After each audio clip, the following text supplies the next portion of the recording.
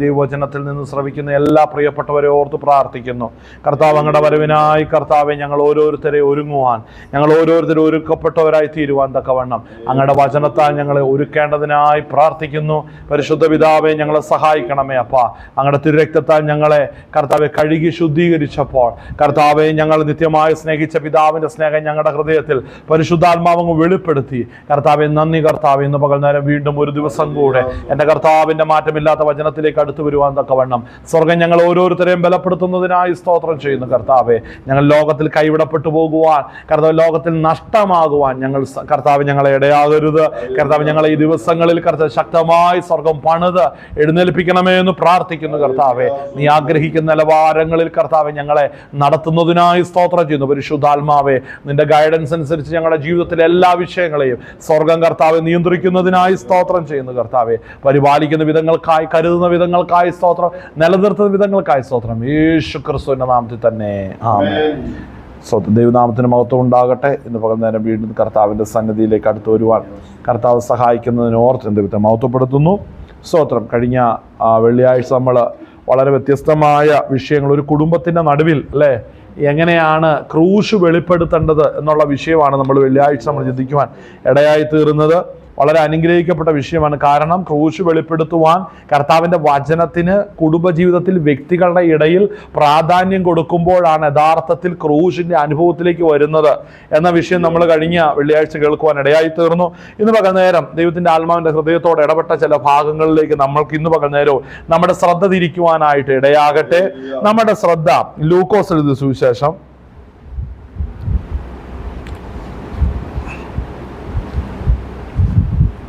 അതിൻ്റെ 21-ാം അധ്യായം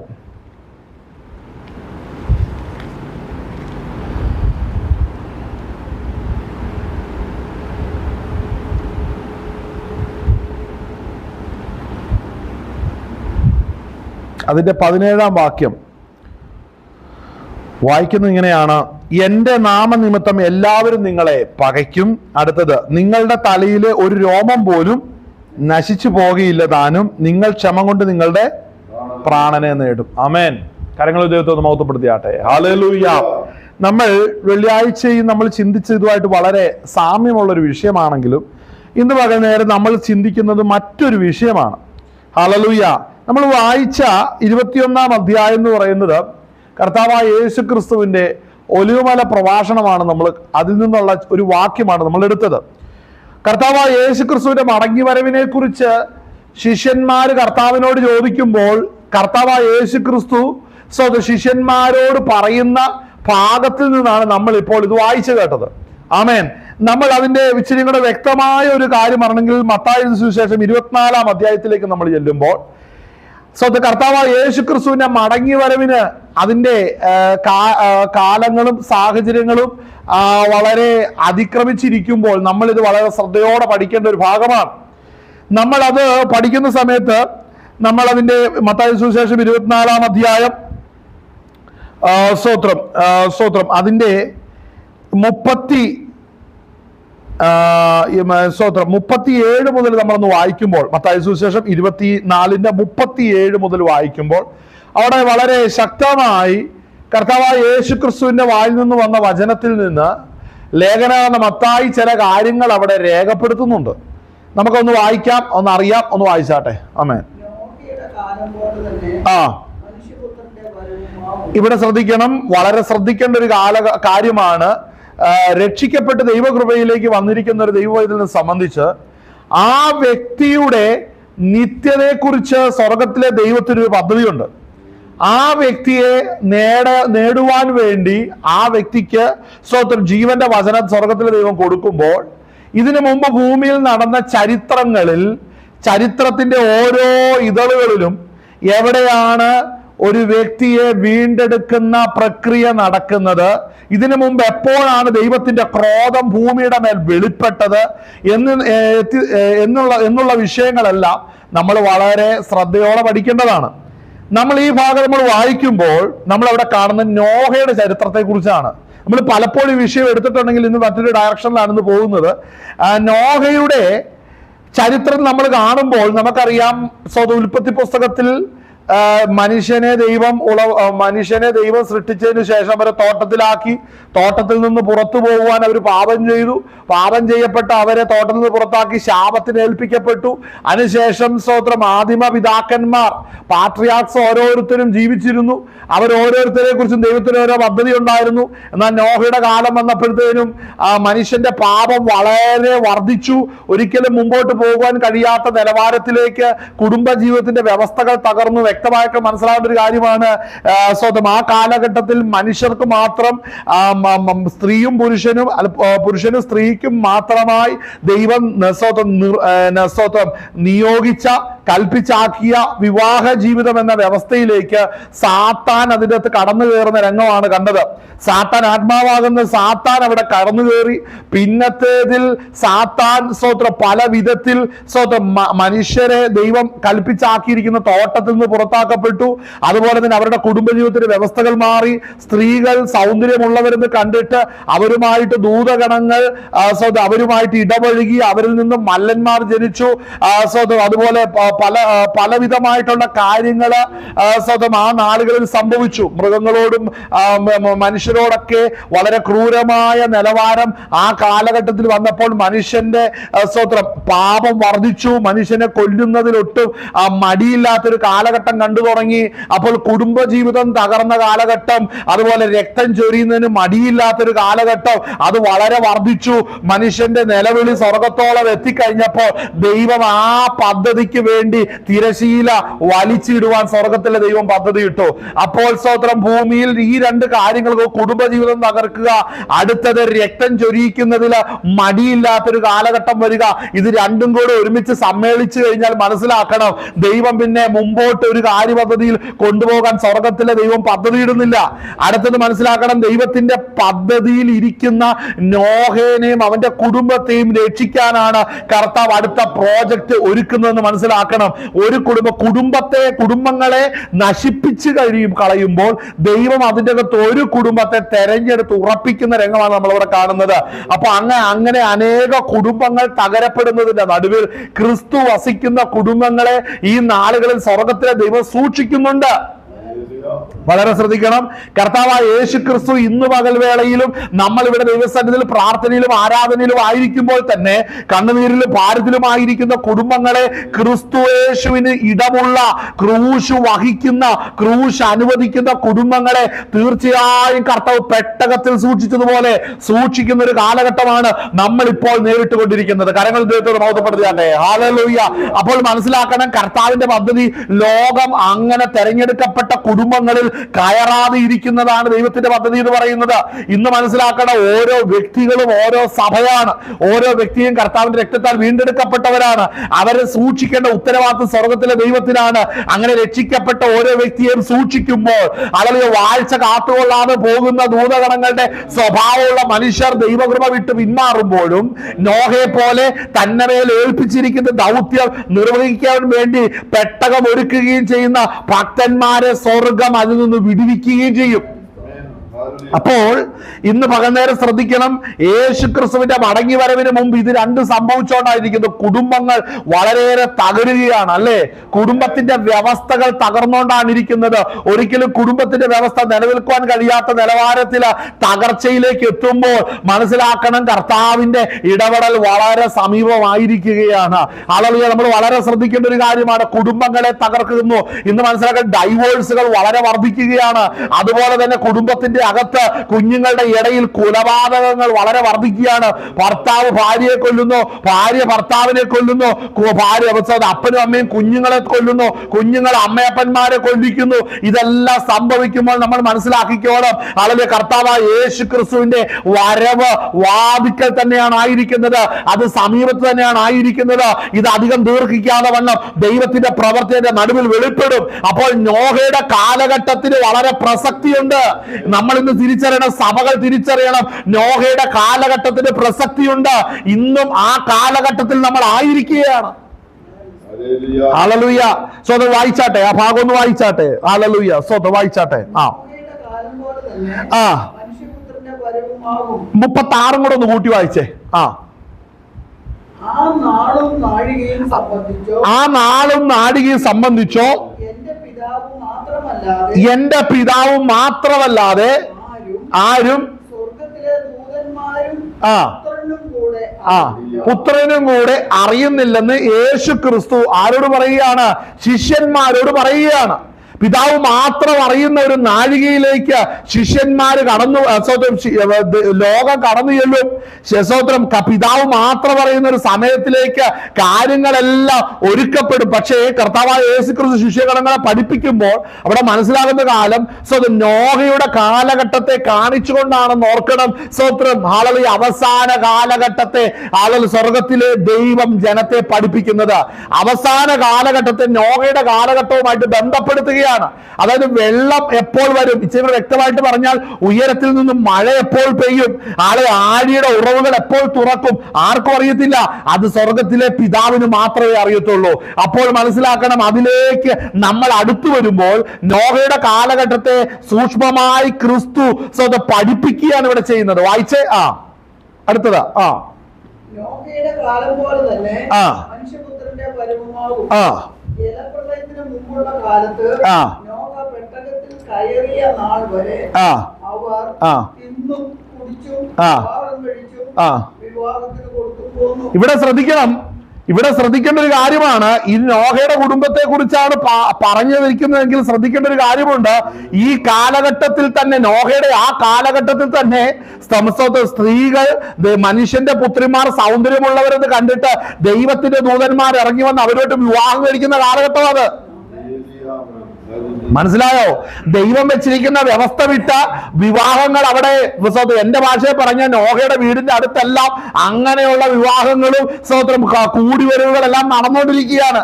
ഇതിന്റെ ഇടയിലാണെന്ന് ഓർക്കണം, പ്രോപ്പർ ചാനലിലുള്ള വിവാഹം നടക്കുന്നത് വളരെ പ്രതിസന്ധിയാണ്. അല്ലേ?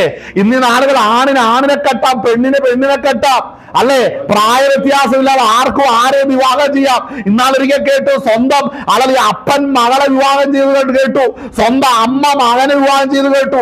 ഇങ്ങനെയുള്ള സ്വന്തം മ്ലേച്ഛതകൾ നടക്കുന്നതിന്റെ ഇടയിലാണ് നോഹ ജീവിക്കേണ്ടതെന്ന് മനസ്സിലാക്കണം. വെറുതെ എഴുതിയതല്ല. അപ്പോൾ മനസ്സിലാക്കണം, ലോകത്തിന്റെ ഒരു സിസ്റ്റം പുറത്ത് പോകുന്നുണ്ട്, ലോകത്തിന്റെ ഒരു വ്യവസ്ഥ പുറത്ത് നിൽക്കുമ്പോൾ അവരിൽ നിന്നൊന്നും എടുക്കാതെ ജീവിക്കാൻ പഠിപ്പിച്ചവനാണ് നോഹ എന്ന് പറയുന്നത്. അവന്റെ 3 മക്കളെ തോന്നിവാസം വിട്ടില്ല. നീ എവിടെയെങ്കിലും പോരുത്തിയെ കണ്ടുപിടിച്ചോണ്ട് വാ, ഞാൻ പിടിച്ച് കെട്ടിച്ചേക്കാൻ. അങ്ങനെയല്ല. അവിടെ ദൂതൻ കയറി ഇറങ്ങിയ വീട്ടിൽ ഞാനൊരു പെണ്ണിനെ കണ്ടിട്ടുണ്ട്, അങ്ങനെയല്ല. മനസ്സിലാക്കണം. അപ്പോൾ ഇതിന്റെ അകത്ത് മനസ്സിലാക്കണം, വിവാഹത്തിന്റെ നിലവാരങ്ങളിൽ നിലനിൽക്കണമെന്നുണ്ടെങ്കിൽ വചനാടിസ്ഥാനത്തിലായിരിക്കണം ആ കാര്യങ്ങൾ ക്രമീകരിക്കേണ്ടത്. അങ്ങനെയുള്ളതിനെ മാത്രമേ വിവാഹമായി സ്വർഗത്തിലെ ദൈവം പരിഗണിക്കുന്നുള്ളൂ. ഹല്ലേലൂയ. അപ്പോൾ ഇവിടെ ശ്രദ്ധിക്കണം, നോഹയുടെ കാലഘട്ടത്തിൽ അസാധാരണമായ പ്രതിസന്ധി നേരിടുകയാണ്. ഇന്ന് ഹല്ലേലൂയ ഡൈവോഴ്സ് ചെയ്തവരെ വീണ്ടും കെട്ടിക്കാൻ സഭകളുടെ അകത്ത് ഒത്താശയോടെ വീണ്ടും വിവാഹം കഴിപ്പിക്കുകയാണ്. അല്ലേ?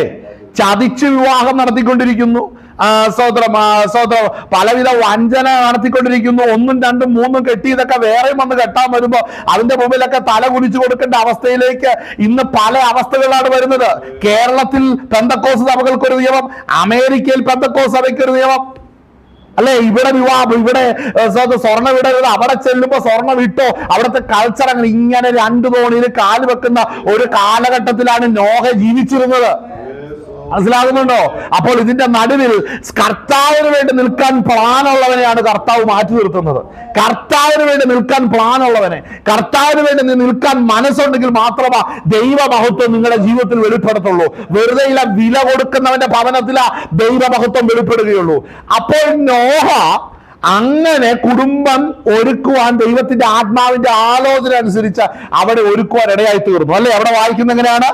അവിടെ വായിക്കുന്നത്, പ്രളയത്തിന് മുമ്പുള്ള കാലത്ത് നോഹ പെട്ടകത്തിൽ കയറിയ നാൾ വരെ അവർ തിന്നും കുടിച്ചും അടുത്തത്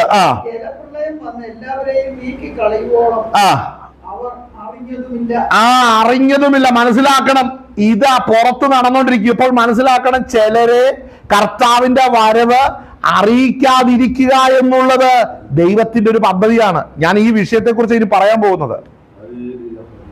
ചിലർ അറിയാതെ ഇരിക്കണം ഇത്, അല്ലേ? ചിലരിത് അറിയാതെ ഇരിക്കണം. കാര്യം വെള്ളം വന്ന് അവന്റെ മൂക്കിലും വായിലും കയറുന്നത് വരെ കർത്താവെ ഈ വെള്ളം എവിടുന്നാ വരുന്നതെന്ന് ചോദിക്കാൻ അവസരമില്ലാതെ പോകണമെന്നാ പറഞ്ഞതിന്റെ അർത്ഥം.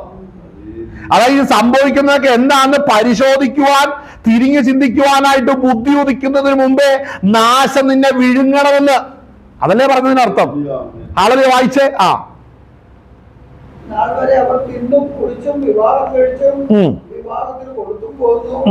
ജലപ്രളയം വന്ന് എല്ലാവരെയും നീക്കി കളയുവോളം അവർ അറിഞ്ഞതുമില്ല. മനുഷ്യപുത്രന്റെ വരവും അങ്ങനെ തന്നെയാകും. അന്ന് രണ്ടുപേർ വയലിലിരിക്കും, ഒരുത്തനെ കൈക്കൊള്ളും, മറ്റവനെ ഉപേക്ഷിക്കും. ശ്രദ്ധിക്കണം, അന്ന് രണ്ടുപേർ, അല്ലേ, രണ്ടുപേർ വയലിലിരിക്കും, ഒരുത്തനെ കൈക്കൊള്ളും, മറ്റവനെ ഉപേക്ഷിക്കും. അടുത്തത് ഒരു തിരിക്കല്ലിൽ ഒളിച്ചുകൊണ്ടിരിക്കും, ഒരുത്തിയെ കൈക്കൊള്ളും, മറ്റവളെ ഉപേക്ഷിക്കും. നമുക്ക് ഇച്ചിരി മനസ്സിലാകണമെന്നുണ്ടെങ്കിൽ നമുക്ക് ലൂക്കോസ് സുവിശേഷം അതിന്റെ സ്തോത്രം, അതിന്റെ സ്തോത്രം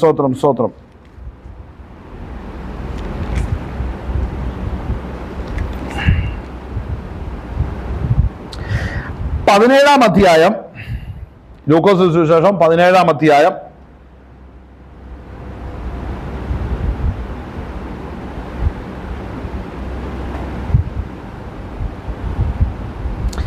അതിന്റെ സ്തോത്രം അതിന്റെ 34 മുതൽ വായിച്ചേ. അന്ന് രണ്ടുപേർ ഒരു കിടക്കമേലായിരിക്കും, ഒരുത്തനെ കൈക്കൊള്ളും, മറ്റവനെ ഉപേക്ഷിക്കും. രണ്ടുപേർ ഒന്നിച്ചു പൊടിച്ചുകൊണ്ടിരിക്കും, ഉപേക്ഷിക്കും. അടുത്തത്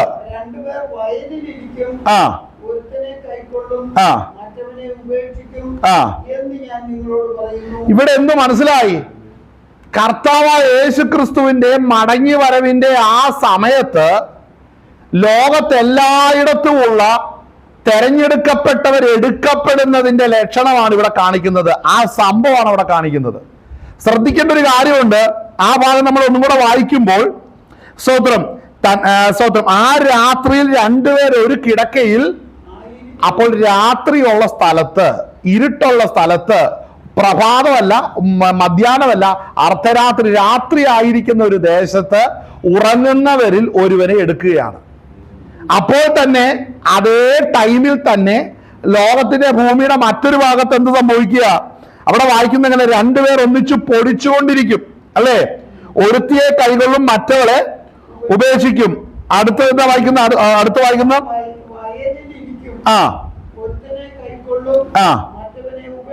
കണ്ടോ? ആ ഭാഗം നമ്മൾ വായിക്കുമ്പോൾ ശ്രദ്ധിക്കണം, ജോലി ചെയ്തുകൊണ്ടിരിക്കുക, അല്ലേ? രണ്ടുപേർ വയലിലിരിക്കും, ഒരുത്തനെ കൈക്കൊള്ളും, മറ്റവനെ ഉപേക്ഷിക്കും. അപ്പൊ ഒരു ഭൂമിയുടെ ഒരു ഭാഗത്ത് രാത്രി, ഒരു ഭാഗത്ത് പകല്. രാത്രിയിലിരിക്കുന്ന തെരഞ്ഞെടുക്കപ്പെട്ടവരിൽ ഉറങ്ങുന്ന വ്യക്തിയാണെങ്കിൽ ആ വ്യക്തി അവിടെ നിന്ന് ദൈവസന്നിധിയിൽ എടുക്കപ്പെടും. സ്വതന്ത്രം അപ്പുറത്ത് പകലായിരിക്കുമ്പോൾ അവിടെ അധ്വാനിച്ചിട്ട് വയലിലായിരിക്കുകയാണ്. അവിടെ ഒരുക്കപ്പെട്ട വ്യക്തി അവിടെ നിന്ന് എടുക്കപ്പെടും. മനസ്സിലാവുന്നു? അപ്പോൾ ഇത് ഒരു സമയത്ത് ലോകത്തിന്റെ രണ്ട് ഭാഗത്ത് വെച്ച് യേശുക്രിസ്തുവിന്റെ വരവിൽ സംഭവിക്കുന്ന കാര്യമാണ് ഈ പറയുന്നത്. അപ്പോൾ ഇത് സംഭവിക്കുന്ന സമയത്ത് കൈവിടപ്പെടുന്ന വ്യക്തിയുടെ അവസ്ഥ എന്താണ്? എന്തുകൊണ്ടാണ് അവർ കൈവിടപ്പെടുന്നത്? എന്തുകൊണ്ടാണെന്ന് ചോദിച്ചു കഴിഞ്ഞാൽ അതിന് മറുപടി കൃത്യമായിട്ട് ലൂക്കോസിന്റെ അകത്ത് തന്നെ ആ ഗ്രന്ഥകർത്താവ് അവിടെ പറയുന്നുണ്ട്. നമ്മളവിടെ വായിക്കുമ്പോൾ 21-ാം അധ്യായം നമ്മൾ വായിക്കുമ്പോൾ അതിന്റെ 34 മുതൽ വായിക്കണം. ഇത് പറഞ്ഞിട്ട് വെളിപ്പാട് ദിവസത്തിലേക്ക് കയറാനാണ് ഞാൻ പറയുന്നത്. ഫൗണ്ടേഷൻ ഇടുക ഞാൻ ഈ വിഷയം പറയുന്നത്. 21-ാം അധ്യായം ലൂക്കോസിന്റെ സുവിശേഷം 21-ാം അധ്യായം അതിന്റെ 34-ാം വാക്യം. അതിഭക്ഷണത്താലും മദ്യപാനത്താലും ഉപജീവന ചിന്തകളാലും ഭാരപ്പെട്ടിട്ട്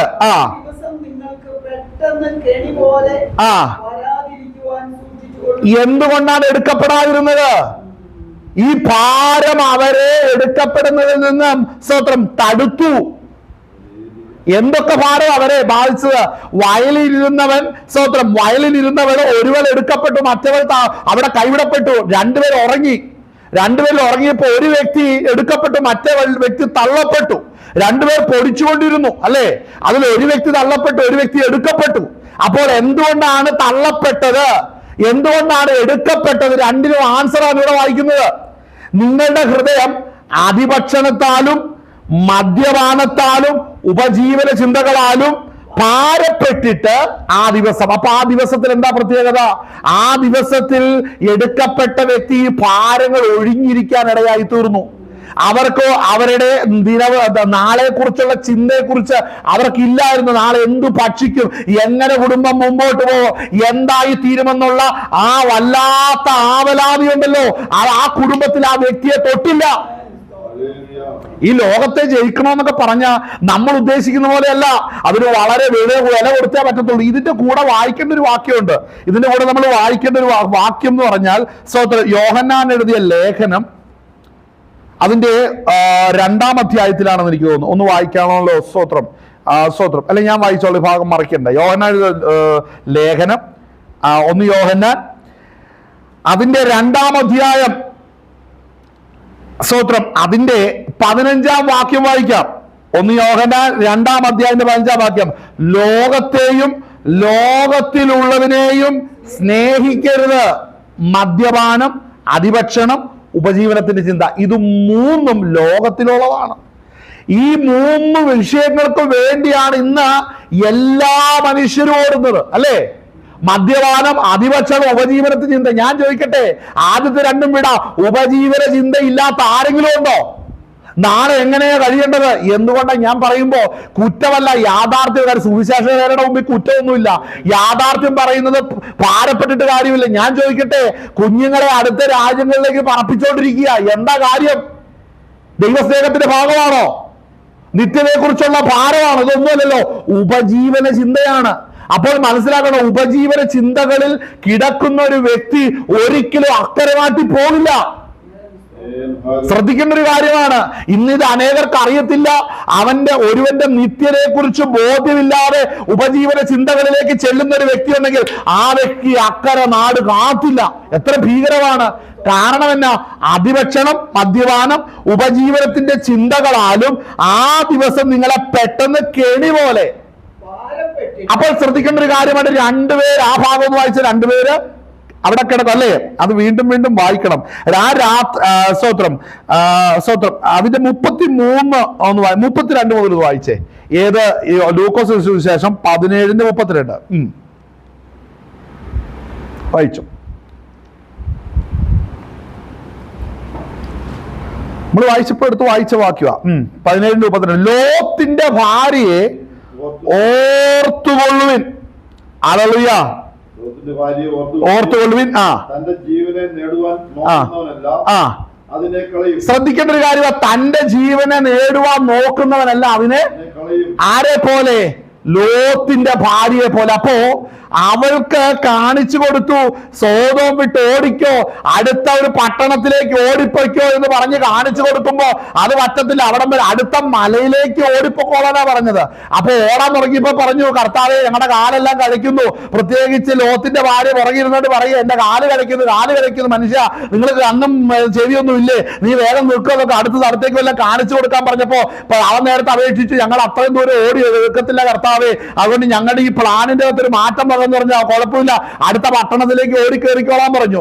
അങ്ങനെ ഓടിപ്പോകുന്ന വഴിക്ക് അച്ചായനെ നിർബന്ധിച്ച പല കാര്യവും നടക്കുമല്ലോ. അങ്ങനെ അച്ചായനെ നിർബന്ധിച്ച് കാര്യം നടന്ന് കുറച്ചു നേരം കഴിഞ്ഞപ്പോഴത്തേനും തോന്നി, ഇനി ഞാൻ ഇച്ചിരി ഓടിയില്ലേലും കുഴപ്പമില്ല, അച്ചായനെ എന്നെ വലിച്ചോണ്ട് പോക്കോളൂന്ന്. ആളെ ഞാനിവിടെ നിന്നാലും കുഴപ്പമില്ല, അച്ചായനെ വലിച്ചോണ്ട് പോക്കോളും. എനിക്ക് വേണ്ടി വേണമെങ്കിൽ ഞാനൊന്ന് ഇച്ചിരി സ്ലോ ആയപ്പോഴും കർത്താവേ ഒന്ന് നിൽക്കണവേ, അടിയന്റെ ഭാര്യയാണ്, വീണ്ടും ക്ഷീണിച്ചിരിക്കുന്നു, അവൾക്ക് പറ്റുമെങ്കിലാണെങ്കിൽ ഒരു നൂതന്റെ മുതുകത്ത് കയറി ഒന്ന് പറക്കാനുള്ള യോഗങ്ങൾ വേണമെന്ന് വേണേ പറഞ്ഞേക്കും, അല്ലേ? അപേക്ഷകൾ മാറുകല്ലേ? ഈ റെക്കമെൻഡേഷൻ കൂടുമ്പോഴാണ് പ്രശ്നം വരുന്നത്. ഇന്ന് റെക്കമെൻഡേഷന്റെ കാലഘട്ടമാണ് ദൈവസന്നിധിയിൽ, അല്ലേ? കർത്താവേ അത് വേണം, ഇത് വേണം, അങ്ങനെ വേണം, ഇങ്ങനെ വേണം. മദ്യപാനം, അതിഭക്ഷണം, ഉപജീവനത്തിന് ചിന്ത, റെക്കമെൻഡേഷൻ, അല്ലേ? റെക്കമെൻഡേഷന്റെ കാലഘട്ടമാണിത്. ശ്രദ്ധിക്കണമേ. അവിടെ തിരിച്ചറിയേണ്ട ഒരു കാര്യം, നമ്മൾ വായിച്ച വാക്യത്തിന്റെ അകത്ത് വായിക്കുന്ന ലോത്തിന്റെ ഭാര്യയെ പോലെ വായിച്ചേ, അത് പ്രധാനപ്പെട്ട വിഷയമാണത്. ഓർത്തുകൊള്ളുവിൻ. കണ്ട, എന്തുകൊണ്ടാ അവിടെ ലൂക്കോസ് അവിടെ വ്യക്തമായിട്ടുണ്ട് ലോത്തിന്റെ ഭാര്യയെ ഓർക്കണമെന്ന് പറഞ്ഞത്? കാര്യം ആ ചരിത്രം നമ്മൾ ഓർക്കേണ്ട സമയമാണ് ഇപ്പോ.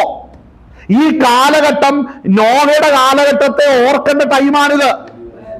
ഈ കാലഘട്ടം സോദോം വിട്ടുപോയ ലോത്തിന്റെ ഫാമിലിയെ കുറിച്ച് ഓർക്കേണ്ട ടൈമാണിത്. പക്ഷെ നമുക്കത് വിഷയമല്ലാത്തത് എന്തുകൊണ്ടാണ്? നമുക്കത് നമ്മളുടെ പ്രസംഗത്തിന്റെ അകത്തോ നമ്മുടെ പ്രാർത്ഥനയ്ക്കകത്തോ കുടുംബത്തിന്റെ അകത്തോ അത് വിഷയമല്ലാതെ വരുന്നതിന് ഒരു കാരണമേ ഉള്ളൂ. ഞാൻ പറയാം, ഹല്ലേലൂയ, ഏതാണ്ട് ലിസ്റ്റിൽ നിന്ന് പേര് മായാറായി. അതാണ് അതിന്റെ കാരണം. ഇന്നത് അനേകർ തിരിച്ചറിയുന്നില്ല, അതിന്റെ ഗൗരവാവസ്ഥ തിരിച്ചറിയുന്നില്ല. ഹല്ലേലൂയ. അവിടെ വായിക്കുന്നത് ലോത്തിന്റെ ഭാര്യയെ ഓർത്തോളുവിൻ. വായിച്ചേ.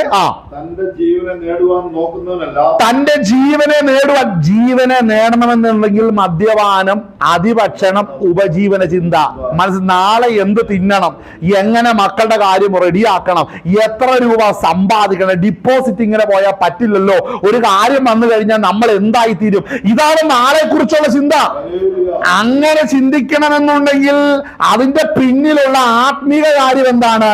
അതാണ് നമ്മൾ വായിച്ച യോഹന്നാൻ എഴുതിയ ലേഖനം 2-ാം അധ്യായം നമ്മൾ വായിച്ച അതിന്റെ 15-ാം വാക്യം, ലോകത്തെയും ലോകത്തിലുള്ളതിനെയും സ്നേഹിക്കരുത്.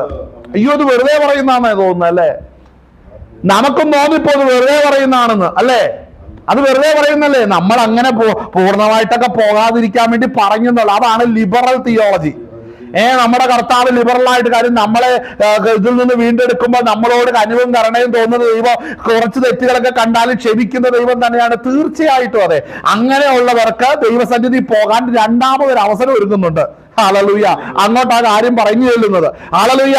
എന്നാൽ ഞാൻ പറയട്ടെ, കർത്താവിന്റെ വരവിങ്കൽ എടുക്കപ്പെടുന്ന കർത്താവ് ഗംഭീരനാദത്തോടും പ്രധാന ശബ്ദത്തോടും ദൈവത്തിന്റെ കാഹളത്തോടും കൂടെ സ്വർഗത്തിൽ നിന്ന് ഇറങ്ങി വരുമ്പോൾ മരിച്ചവർ മുമ്പേ ഉയർക്കും. ജീവനോട് ശേഷം നാം രൂപാന്തരം പ്രാപിച്ച് കർത്താവിനെ എതിരേൽപ്പാൻ നാം മേഘങ്ങളിൽ എടുക്കപ്പെടണമെന്നുണ്ടെങ്കിൽ മദ്യപാനം, അതിഭക്ഷണം, ഉപജീവനത്തിന്റെ ചിന്തകളിൽ നമ്മൾ കുടുങ്ങുവാൻ പാടില്ല.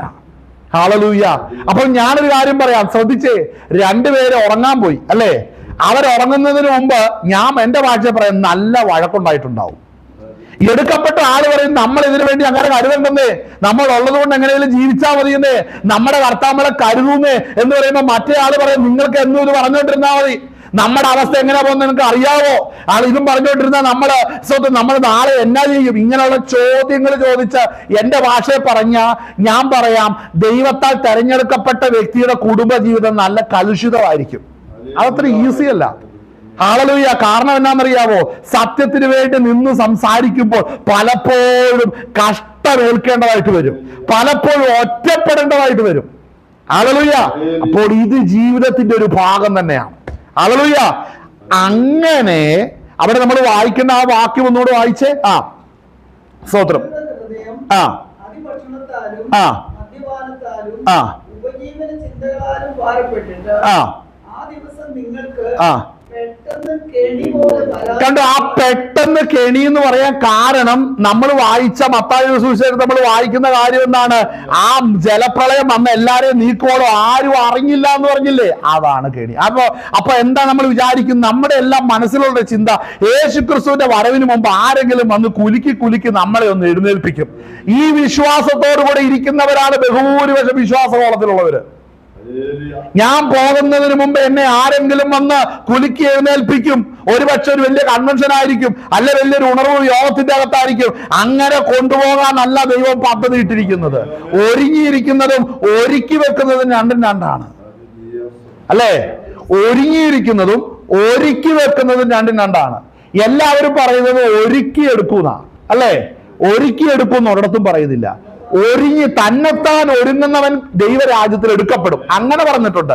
ഒരുങ്ങിയിരിക്കുന്നവനെ കൊണ്ട് ഒരുക്കുന്ന പരിപാടിയില്ല. ഒരുങ്ങുന്നത് തന്നെത്താൻ കാന്ത ഒരുങ്ങണം, തന്നെത്താൻ കാന്ത ഒരുങ്ങണം. ഹല്ലേലൂയ. കാന്ത തന്നെത്താൻ ഒരുങ്ങണം. ഇവിടെയാണ് നമ്മുടെ ബുദ്ധി പ്രവർത്തിക്കേണ്ടത്. ഇവിടെയാണ് നമ്മുടെ കണ്ണു തുറക്കേണ്ടത്. നമ്മൾ എന്തിനായിട്ട് ഓടുന്നത് നമ്മൾ മനസ്സിലാക്കണം. ഞാനൊരു പക്ഷെ ഞാൻ പറയാം കേട്ടോ, ഈ ലോത്തിന്റെ ഭാര്യ അതൊരിക്കലും ഒരു സ്ത്രീ ഒരു സഹോദരിമാരെ കുറിച്ചോ ഒരു പ്രായമുള്ള ഒരു അമ്മച്ചിയെ കുറിച്ചോ ഒന്നും അല്ല പറയുന്നത്. ആ അർത്ഥം മനസ്സിലാക്കണം. അവിടെ ആ വ്യക്തിയുടെ ജീവിതശൈലിയെ കുറിച്ച് കാണുമ്പോൾ ആ സ്വഭാവമുള്ളവര് ഇന്ന് എല്ലാ മേഖലയിലും ഉണ്ട്. മനസ്സിലാക്കണം. അതൊരു വ്യക്തിയെ കുറിക്കുന്നോ അല്ലെ ഒരു വ്യക്തിയെ ഒരു പ്രായക്കാരെ മാത്രം ഉദ്ദേശിച്ചോ ഒരു വിഭാഗക്കാരെ മാത്രം ഉദ്ദേശിച്ചോ അല്ല അവിടെ വചനം പറയുന്നത്. ആ സ്വഭാവത്തിലുള്ളവർ ഇന്നുമുണ്ട്. അതായത് ഇവരെ എന്നും ആത്മീക വിഷയം പറഞ്ഞാൽ ഇവർക്ക് ഉണർവില്ലായിരുന്നു. ഇവർക്ക് മദ്യഭക്ഷണവും ഉപജീവനത്തിന് ചിന്തകളാൽ അവിടെ കുഴയുകയാണെന്ന് മനസ്സിലാക്കണം. അപ്പോൾ അത് ജലപ്രളയം വന്ന് ജലത്തെ നീക്കിക്കളയുവോളം ആരും ഒന്നും അറിഞ്ഞില്ല, അല്ലേ? ആരും ഒന്നും തന്നെ അറിഞ്ഞില്ല. ആമേൻ. വായിച്ചേ ആ തുറന്ന് വായിച്ചേ. കണ്ടോ, നമ്മൾ വായിച്ച ഭാഗം ശ്രദ്ധിച്ചോ? അന്ന് നമ്മൾ വായിച്ചത് അവിടെ വായിക്കുന്നു 34-ാം വാക്ക് 35. അത് സർവഭൂതലത്തിലും കണ്ടോ, സർവഭൂതലത്തിൽ. അപ്പോ ഒരു ദേശത്ത് രാത്രിയാണ്, മറ്റൊരു ദേശത്ത് പകലാണ്.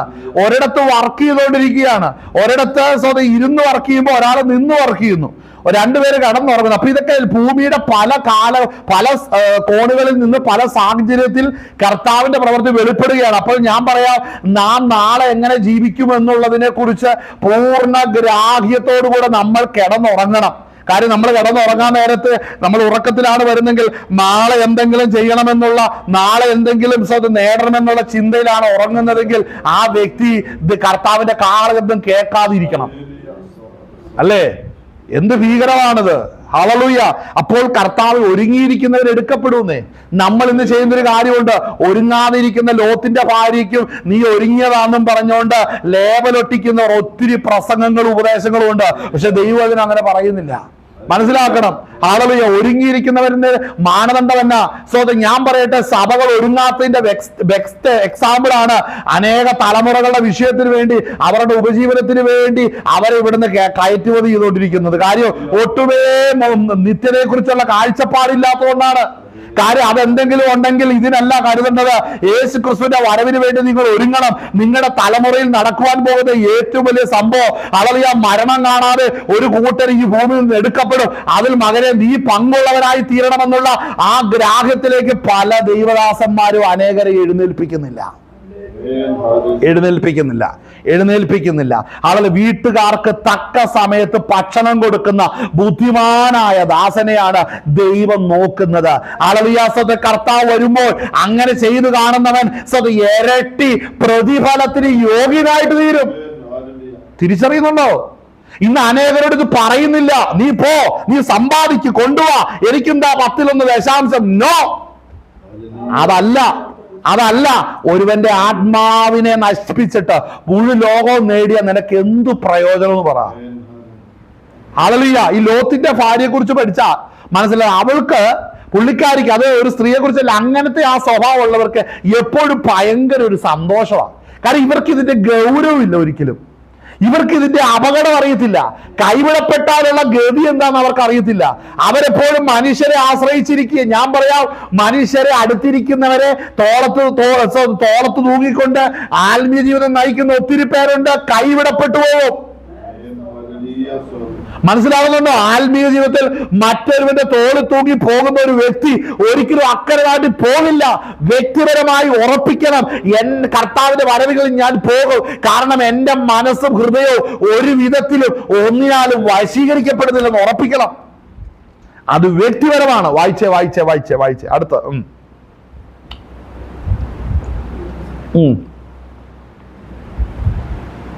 ആകയാൽ ഈ സംഭവിക്കുവാനുള്ള എല്ലാറ്റിനും ഒഴിഞ്ഞു പോകുവാനും മനുഷ്യപുത്രന്റെ മുമ്പിൽ നിൽക്കുവാനും നിങ്ങൾ പ്രാപ്തരാകേണ്ടത്. ഇവിടെ ശ്രദ്ധിക്കണം, ഇത് ഒഴിഞ്ഞു പോകണം. ആ കൂട്ടത്തിൽ നമ്മൾ ഒഴിഞ്ഞു പോകരുത്. ഈ അനർത്ഥം അല്ലെങ്കിൽ അറിയാതെ ഇരുന്നിട്ട് കെണി പോലെ വരുന്ന ഒരു അവസ്ഥ ഒരു ദിവസം പെട്ടെന്ന് കേൾക്കാൻ കുറെ പേര് പോയിന്ന്. അയ്യോ, അപ്പൊ ഞാൻ പോയില്ലല്ലോ. ഈ അവസ്ഥയിൽ ഒത്തിരി പേരിരിക്കാൻ സാധ്യതയുണ്ട്. അതിൽ നിങ്ങൾ വരരുത്. നിങ്ങൾ ആഗ്രഹിക്കണം. കാലഘട്ടത്തെ കേൾക്കണമെന്നുണ്ട് എന്ത് വേണം? വായിച്ചേ അടുത്ത്. പ്രാപ്തരാകേണ്ടതിന് ആ സദാകാലവും ഉണർന്നും അപ്പൊ ഈ പ്രാർത്ഥിച്ചു കൊണ്ടിരിക്കുമ്പോൾ കാഹളശബ്ദം കേട്ടാൽ എടുക്കപ്പെടും. കാര്യം ഉണർവുണ്ട്. ഹല്ലേലൂയ. ചിലര് പ്രാർത്ഥിക്കുകയേ ഇല്ലാത്തവരുണ്ട്. പ്രാർത്ഥിക്കത്തില്ല ചിലര്. ആത്മാവിന്റെ നിറവ് ഇല്ലാത്തവരുണ്ട്.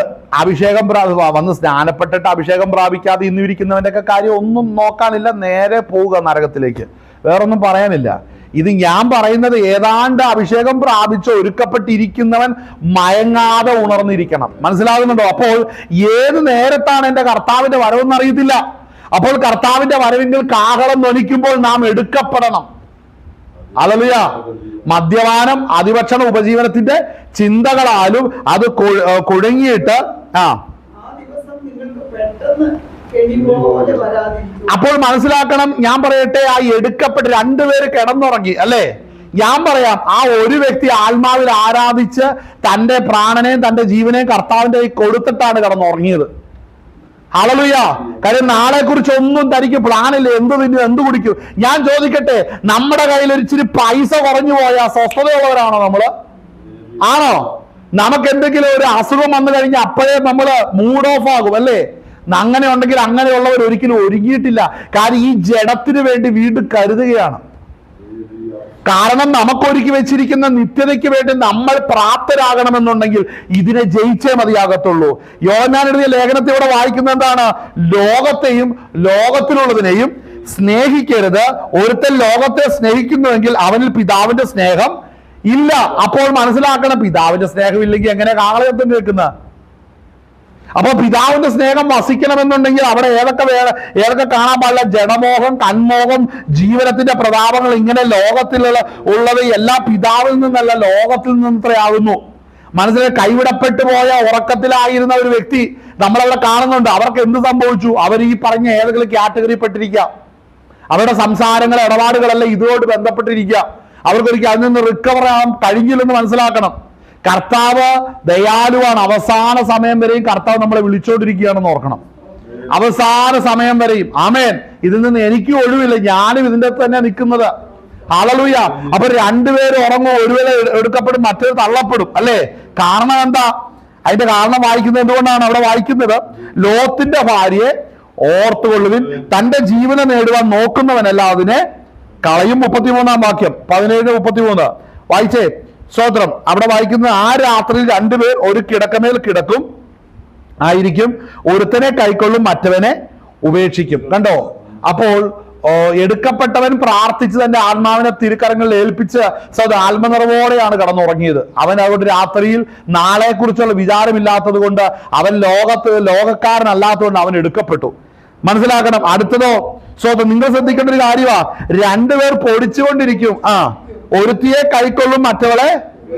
അതായത് ഇത് മനസ്സിലാവുന്ന കാര്യമേ, രണ്ടുപേര് പൊടിച്ചോണ്ടിരിക്കുക. ഒരുത്തിയുടെ ആഗ്രഹം ഇത് എങ്ങനെയും എനിക്ക് തിന്നണം, മറ്റവള് പൊടിക്കുന്നുണ്ടെങ്കിലും തിന്നണമെന്ന് ഒരു ആഗ്രഹവും. മനസ്സിലായോ? അയ്യോ, നമ്മൾ എന്തെങ്കിലും ചെയ്യുന്നൊരു കാര്യം പൂർത്തീകരിച്ചിട്ടല്ലേ പറ്റുള്ളൂ. ഇത് നമ്മുടെ സാധാരണ ജീവിതത്തിൽ നടക്കുന്ന കാര്യം തന്നെ എഴുതി വെച്ചേക്കുന്നത്, സാധാരണ വിഷയം തന്നെ എഴുതി വെച്ചിരിക്കുന്നത്. അപ്പൊ ആ സാധാരണ വിഷയത്തിൽ കൂടെ അസാധാരണമായ പ്രാധാന്യം ഉണ്ടെങ്കിൽ അപകടം അല്ലേ? അല്ലേ? അടുത്തത് എന്താ വായിക്കുന്നത്?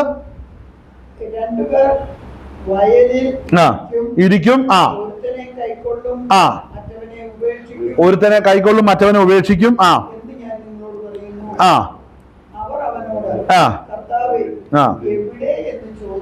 ചോദിച്ചതിന് എന്ന് പറഞ്ഞ എന്താ? ശവമുള്ളിടത്ത് കഴുക്കൾ കൂടുമെന്ന് പറഞ്ഞാൽ, സ്തോത്രം, ദൈവാത്മാവിനാൽ വീണ്ടും ജനിച്ചവർ, ആത്മാവാകുന്ന കർത്താവ് എവിടെ ആയിരിക്കുന്നു അവിടെ തെരഞ്ഞെടുക്കപ്പെട്ടവൻ അവിടെ കൂടുന്നാ പറഞ്ഞതിന്റെ അർത്ഥം. അതായത് നമ്മൾക്ക് വഴി അറിയാവുന്ന ചോദിച്ചു കഴിഞ്ഞാൽ, നമ്മെ വീണ്ടും ജനിപ്പിച്ച ദൈവം എവിടെ ഇരിക്കുന്നോ അവിടെ നമ്മെ പരിശുദ്ധാത്മാവ് എത്തിക്കും. അത് അവരുടെ സ്റ്റാൻഡേർഡ് അനുസരിച്ച് കാര്യം പറഞ്ഞു. ശവമുള്ളിടത്ത് കഴുക്കൾ, ശവമുള്ളിടം കൃത്യം. അപ്പൊ ആർക്കറിയാം? കഴുകന് അറിയാം. ചീഞ്ഞ മാംസം കാണുമ്പോൾ, അല്ലെങ്കിൽ ചാകാനിരിക്കുന്ന ഒരു ശവശരീരം, അല്ലെ ചത്തിരിക്കുന്ന ശവശരീരത്തിന്റെ അവസ്ഥ കാണുമ്പോൾ ദൂരേന്നേ അതിന്റെ മണമടിച്ച് അങ്ങോട്ടുള്ള ആകർഷണമുണ്ടല്ലേ? അങ്ങനെയാണെങ്കിൽ ആത്മാവാകുന്ന കർത്താവിന്റെ സന്നിധിയിലേക്ക് തെരഞ്ഞെടുക്കപ്പെട്ട് കുഞ്ഞാന്റെ രക്തത്താൽ കഴുകപ്പെട്ട വിശുദ്ധന്മാർ അവിടെ ചെല്ലും. അവിടെ എത്തിക്കുന്നത് പരിശുദ്ധാത്മാവാണ്. പരിശുദ്ധാത്മാവെന്ന കാര്യസ്ഥനാണ് അവിടെ എത്തിക്കുന്നത്. അപ്പോൾ ഇത് തന്നെയാണ് നമ്മൾ ഇവിടെ വായിച്ചപ്പോൾ മത്തായി സുവിശേഷത്തിൽ 24-ാം അധ്യായത്തിൽ നമ്മൾ വായിക്കുമ്പോൾ ഇത് നോഹയുടെ കാലഘട്ടമാണ്. അവിടെ വായിക്കുന്നത് എന്താണ്? സ്തോത്രം, അവിടെ ജലപ്രളയം വന്ന് എല്ലാവരെയും നീക്കിക്കളയുവോളം അവർ അറിഞ്ഞതുമില്ല. അടുത്തത്, മനുഷ്യപുത്രന്റെ വരവും അങ്ങനെ തന്നെയാകും.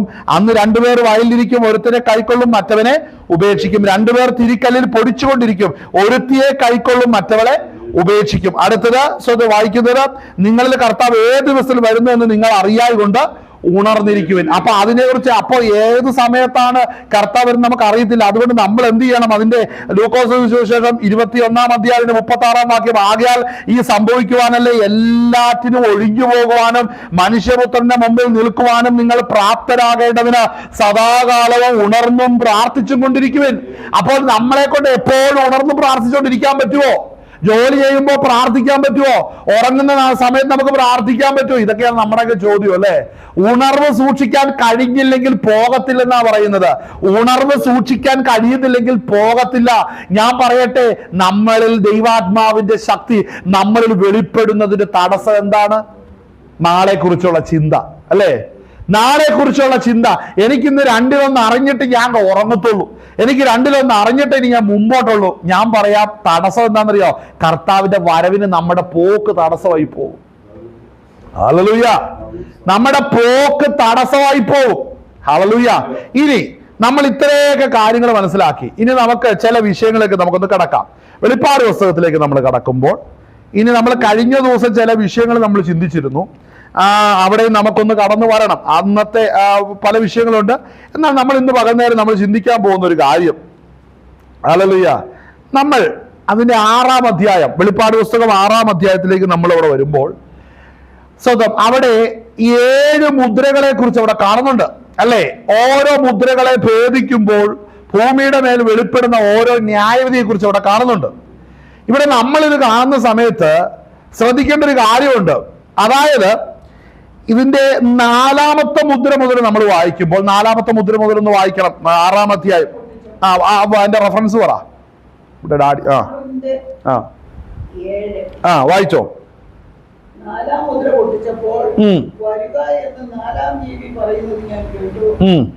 അപ്പോൾ ഞാൻ മഞ്ഞ നിറമുള്ള ഒരു കുതിരയെ കണ്ടു. അതിന്മേൽ ഇരിക്കുന്നവന് മരണം എന്നു പേര്. പാതാളം അവനെ പിന്തുടർന്നു. അവർക്ക് വാളുകൊണ്ടും ക്ഷാമം കൊണ്ടും മഹാവ്യാധി കൊണ്ടും ഭൂമിയിലെ കാട്ടുമൃഗങ്ങളെ കൊണ്ടും കൊന്നുകളയുവാൻ ഭൂമിയുടെ കാലാംശത്തിന്മേൽ അധികാരം ലഭിച്ചു. ഞാൻ പറയുന്നു, നമ്മൾ കഴിഞ്ഞ ദിവസം ചിന്തിച്ച കാര്യമാണ് ക്ഷാമം, അല്ലെ? ക്ഷാമം എന്ന് പറഞ്ഞാൽ ഒരു സാധനത്തിന്റെ സ്കേർസിറ്റിയെ ക്ഷാമം എന്ന് നമ്മൾ കാലങ്ങളായിട്ട് പഠിച്ചു, അല്ലെ? ഇപ്പോ പാലസ്തീനിൽ ചെന്ന് കഴിഞ്ഞിട്ടുണ്ട്. പാലസ്തീനിലാണെങ്കിൽ ഒത്തിരി പേര് ക്ഷാമത്തിലായിരിക്കുന്നു. ഒത്തിരി കുഞ്ഞുങ്ങൾ ക്ഷാമത്തിലായി. ഇസ്രായേൽ പാലസ്തീൻ യുദ്ധം കഴിഞ്ഞപ്പോൾ ഒത്തിരി പേര് ക്ഷാമത്തിലായിരിക്കുന്നു. അപ്പോ ക്ഷാമമുണ്ടോ? ഉണ്ട്. പക്ഷെ യഥാർത്ഥത്തിൽ സകലരെയും ബാധിക്കുന്ന ക്ഷാമത്തിന്റെ യഥാർത്ഥ ഡെഫിനിഷൻ എന്താണെന്നറിയാവോ? പണ്ട് സാധനമില്ലാത്തത് കിട്ടിയില്ല, ഇന്ന് സാധനമുണ്ട്, പിന്നെ പ്രശ്നം മേടിക്കാൻ പറ്റുന്നില്ല, അല്ലേ? നമുക്ക് മേടിക്കാൻ കഴിയുന്നില്ല. വളരെയേറെയുള്ള വിലവർദ്ധനവ് കാരണം നമുക്കത് മേടിക്കാൻ കഴിയുന്നില്ല. അപ്പോൾ വിലവർദ്ധനവിന്റെ ഒറ്റ കാരണം കൊണ്ട് ഇന്ന് ഒത്തിരി പേര് ക്ഷാമത്തിന്റെ അനുഭവത്തിലല്ലേ ആയിരിക്കുന്നത്. അപ്പൊ ക്ഷാമം എന്നുള്ള അർത്ഥം കൊണ്ട് ഉദ്ദേശിക്കുന്നത് സാധനമില്ലെന്നല്ല, അതിന്റെ കഠിനമായ വില കാരണം അത് മേടിക്കാൻ ഉപഭോഗത്തിലേക്ക് വരുന്നില്ല. അതാണ് അതിന്റെ അവസ്ഥ. അടുത്തതവിടെ വായിക്കുന്നത് എന്താണ്? അത് 4-ാം മുദ്ര പൊട്ടിക്കുമ്പോൾ സ്തോത്രം, ഹല്ലേലൂയ, അവിടെ വായിക്കുന്നത് സ്തോത്രം, വരുക എന്ന് 4-ാം ജീവി പറയുന്നത് ഞാൻ കേട്ടു. അപ്പോൾ ഞാൻ മഞ്ഞ നിറമുള്ള ഒരു കുതിരയെ കണ്ടു. അതിന്മേൽ ഇരിക്കുന്നവന് മരണം എന്നു പേര്. പാതാളം അവനെ പിന്തുടരുന്നു. അടുത്തത്, ഇവിടെ ശ്രദ്ധിക്കണം, അവർക്ക് വാളുകൊണ്ട്, യുദ്ധം കൊണ്ട്, അല്ലേ? അപ്പോ ഈ കാലഘട്ടം നോക്കിക്കേ, യുദ്ധശ്രുതികളും വളരെയല്ലേ. ചില യുദ്ധങ്ങൾ വർഷങ്ങളായിട്ട്, ഇപ്പൊ 2-3 വർഷമായിട്ട് പലയിടത്തും അതിന്റെ അറ്റാക്ക് ഇതുവരെ തീരുന്നില്ല, വീണ്ടും തുറന്നുകൊണ്ടിരിക്കുക. അപ്പൊ വാള് വെളിപ്പെട്ട് വന്നിരിക്കുന്ന ഒരു കാലഘട്ടമാണ് നമ്മളിത്, അല്ലേ? അപ്പോൾ തന്നെ അടുത്തത് വാളുകൊണ്ടും ക്ഷാമം കൊണ്ടും, ക്ഷാമത്തെ കുറിച്ച് പറഞ്ഞു. അടുത്തത് കണ്ടോ, ഇപ്പോൾ ഏതൊക്കെ രോഗങ്ങളാണ് ഇപ്പൊ കയറി വന്നിരിക്കുന്നത്? COVID-19 അല്ലെ, അവിടെ വന്നു. അതിനുശേഷം അതിന്റെ പല വേരിയൻസ് വന്നു. ഇപ്പൊ നിപ്പായും പല മൃഗങ്ങളിൽ നിന്ന് പല വിധത്തിലുള്ള രോഗങ്ങൾ വന്നിട്ട് ലോകത്തിലുള്ള പലയിടത്ത് പലവിധ പ്രതിസന്ധി നേരിട്ടുകൊണ്ടായിരിക്കുന്നത് അല്ലെ. ഇപ്പൊ പലയിടത്തും എന്താ പറയുന്നത്, മറ്റേ ക്വാറന്റൈനും അതുപോലെ അങ്ങനെ ക്വാറന്റൈൻ സോണുകൾ തിരിച്ച് അങ്ങോട്ട് പോലീസിനെ നിർത്തി അങ്ങോട്ടുള്ള പ്രവേശനം നിരോധിച്ചുകൊണ്ടിരിക്കുക. പുറത്താരും അറിയുന്നത് പോലുമില്ല. അതായത് സൊസൈറ്റി ഇന്ന് രോഗം നേരിടുന്നിടത്ത് മാത്രമാണ് അവിടെ അവിടെ ക്വാറന്റൈനും ഇങ്ങനെയുള്ള കാര്യങ്ങളെല്ലാം അവിടെ ഉള്ളൂ. അങ്ങോട്ട് ആരെയും കടത്തിവിടുന്നില്ല. അങ്ങനെയുള്ള അവസ്ഥകൾ അവിടെ പലയിടത്തും ഈ ഭൂമിയുടെ പല ഭാഗത്തും നടന്നുകൊണ്ടിരിക്കുക. അപ്പോൾ ഈ കാലഘട്ടമാണത്. ഈ കാലഘട്ടത്തിൽ നമ്മൾ ആയിരിക്കുകയാണ്. ഇനിയുള്ള കാര്യങ്ങൾ പറയുന്നത് ശ്രദ്ധിക്കണം. വായിച്ചേ, തുറന്നു വായിച്ചേ.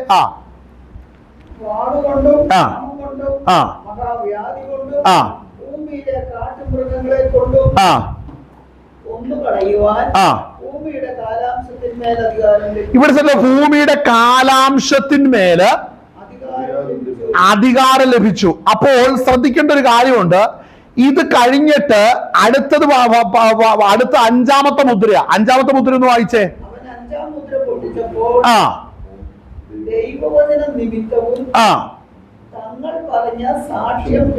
ഹേതുവായും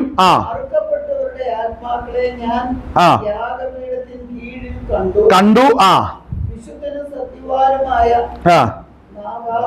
ഭൂമിയിൽ വസിക്കുന്നവരോട് ഞങ്ങളുടെ രക്തത്തെ കുറിച്ച് നീ ന്യായം വിധിക്കും എന്ന് അവർ ഉറക്കെ നിലവിളിച്ചു. ഇവിടെ ശ്രദ്ധിക്കണം. ഇവിടെ അഞ്ചാമത്തെ മുദ്ര പൊട്ടിക്കുന്ന സമയത്ത് അവിടെ സംഭവിക്കുന്നത് എന്താണ്? അവിടെ യഥാർത്ഥത്തില് സ്തോത്രം അവര് പറഞ്ഞ് സാക്ഷ്യ നിമിത്തം അറുക്കപ്പെട്ടവരുടെ ആത്മാക്കളെ അവിടെ യാഗപീഠത്തിന് കീഴിൽ കണ്ടു. അവിടെ വായിക്കുന്ന ഒരു കാര്യമുണ്ട്. ഇവിടെ വളരെ ശ്രദ്ധിക്കേണ്ട ഒരു കാര്യമാണ്. അഞ്ചാം മുദ്ര വിട്ട് ദൈവവചന നിമിത്തം അവർ തങ്ങൾ പറഞ്ഞ സാക്ഷിഹേതുവായി അറുക്കപ്പെട്ടവരുടെ ആത്മാക്കളെ ഞാൻ യാഗപീഠത്തിന് കീഴെ കണ്ടു. വിശുദ്ധനും സത്യവാനുമായ നാഥ, ഭൂമിയിൽ വസിക്കുന്നവരോട് ഞങ്ങളുടെ രക്തത്തെ കുറിച്ച് നീ എത്രത്തോളം ന്യായവിധിയും പ്രതികാരവും നടത്താതെ ഇരിക്കും എന്ന് അവർ ഉറക്കെ നിലവിളിച്ചു. അപ്പോൾ എന്ത് സംഭവിച്ചു? അപ്പോൾ അവരിൽ ഓരോരുത്തരും വെള്ള നിലയെങ്കി കൊടുത്തു.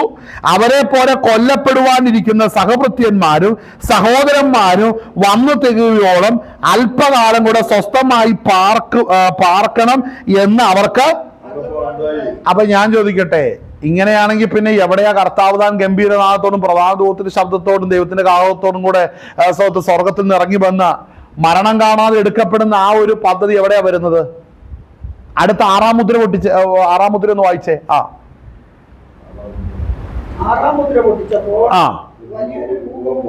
വലിയൊരു ഭൂകമ്പം ഉണ്ടായി. ഇത് ശ്രദ്ധിക്കണം കേട്ടോ, ഈ കാര്യം വളരെ ശ്രദ്ധിക്കണം. ആറാം മുദ്ര പൊട്ടിച്ചപ്പോൾ വലിയൊരു ഭൂകമ്പം ഉണ്ടായി.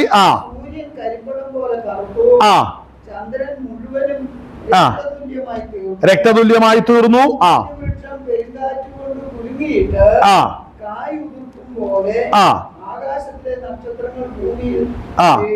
വീണു. മാറിപ്പോയി. ഭൂമിയിലെ രാജാക്കന്മാരും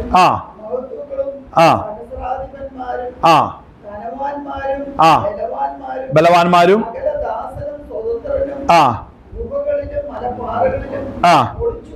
ഒളിച്ചുകൊണ്ട് ഞങ്ങളുടെ മേൽ വീഴുകയും സിംഹാസനത്തിൽ ഇരിക്കുന്നവന്റെ മുഖം കാണാതെ വണ്ണം കുഞ്ഞാടിന്റെ കോപം തട്ടാതെ വണ്ണവും ഞങ്ങളെ മറക്കുകയും അവരുടെ മഹാകോപ ദിവസം വന്നു ആർക്ക് നിൽക്കുവാൻ കഴിയും എന്ന് പറഞ്ഞു. ശ്രദ്ധിക്കണം. ആറാം മുദ്ര പൊട്ടിക്കുമ്പോൾ ഈ കാണുന്ന സർവ സൃഷ്ടികളിലും ദൈവത്തിന്റെ ക്രോധം ഒഴുകി ഇറങ്ങുന്ന സമയമാണ് ആറാം മുദ്ര എന്ന് പറയുന്നത്. അപ്പോൾ ഈ ആറാം മുദ്രയുടെ സമയത്ത് ഈ ഭൂമിയിൽ ദൈവസഭയില്ല, രക്തസാക്ഷികളുമില്ല. അപ്പോൾ ദൈവസഭ എപ്പോൾ എടുക്കപ്പെടണം? ദൈവസഭ എപ്പോഴാണ് കർത്താവിന്റെ സന്നിധിയിലേക്ക് എടുക്കപ്പെടുന്നത്? ആമേൻ, ഹല്ലേലൂയ. ഉണർവോടുകൂടെ പ്രാർത്ഥനയോടുകൂടെ ആയിരിക്കണമെങ്കിൽ ഇത് മനസ്സിലാകത്തുള്ളൂ. ഹല്ലേലൂയ. നമ്മൾ ഇത് പറയുന്ന സമയത്ത് നമുക്ക് മറ്റൊരു ഭാഗത്തിലേക്ക് നമ്മുടെ ശ്രദ്ധ തിരിക്കാം. വെളിപ്പാട് പുസ്തകം 11-ാം അധ്യായം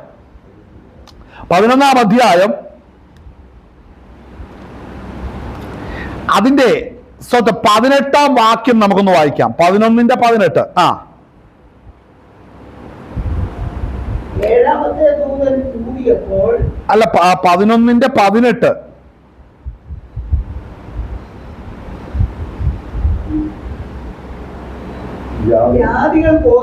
ജാതികൾ കോപിച്ചു, നിന്റെ കോപവും വന്നു. ഇവിടെ ശ്രദ്ധിക്കണം കേട്ടോ. ജാതികൾ കോപിച്ചു, നിന്റെ കോപവും കർത്താവിന്റെ കോപം വന്നു. അടുത്തത് മരിച്ചവരെ ന്യായം വിധിക്കുവാൻ. ഇവിടെ ശ്രദ്ധിക്കേണ്ട ഒരു കാര്യം, ഈ വാക്യമുണ്ടല്ലോ, ഈ വാക്യത്തിന്റെ അകത്ത് ഒരു സമയത്ത് രണ്ട് കാര്യങ്ങൾ ദൈവത്തിന്റെ കാര്യപദ്ധതിയിൽ നടക്കണം. ആ വാക്യത്തിന്റെ അകത്ത് ഒരു കാര്യം നമ്മൾ ആദ്യം വായിക്കുമ്പോൾ ജാതികൾ കോപിച്ചു, നിന്റെ കോപവും വന്നു. അടുത്തത് മരിച്ചവരെ ന്യായം വിധിക്കുവാനും നിന്റെ ദാസന്മാരായ പ്രവാചകന്മാർക്കും വിശുദ്ധന്മാർക്കും ചെറിയവർക്കും വലിയവർക്കുമായി നിന്റെ ഭക്തന്മാർക്ക് പ്രതിഫലം കൊടുക്കുവാനും ഭൂമിയെ നശിപ്പിച്ചവരെ നശിപ്പിക്കുവാനുമുള്ള കാലം വന്നു. അപ്പോൾ ശ്രദ്ധിക്കണം, അവിടെ പറയുന്ന കാര്യങ്ങൾ എന്ന് പറഞ്ഞിട്ടുണ്ടെങ്കിൽ മരിച്ചവരെ ന്യായം വിധിക്കുവാനും നിന്റെ ദാസന്മാരായ പ്രവാചകന്മാർക്കും വിശുദ്ധർക്കും ചെറിയർക്കും വലിയവർക്കുമായി നിന്റെ ഭക്തന്മാർക്ക് പ്രതിഫലം കൊടുക്കണം. അപ്പോൾ ഒരു സ്ഥലത്ത് എവിടെയാണ്? ഭൂമിയിൽ ദൈവത്തിന്റെ ക്രോധം ഇറങ്ങുമ്പോൾ സ്വർഗത്തിൽ എടുക്കപ്പെട്ട വിശുദ്ധന്മാർക്ക് അവര് പ്രതിഫലം മേടിക്കണം. ഹല്ലേലൂയ.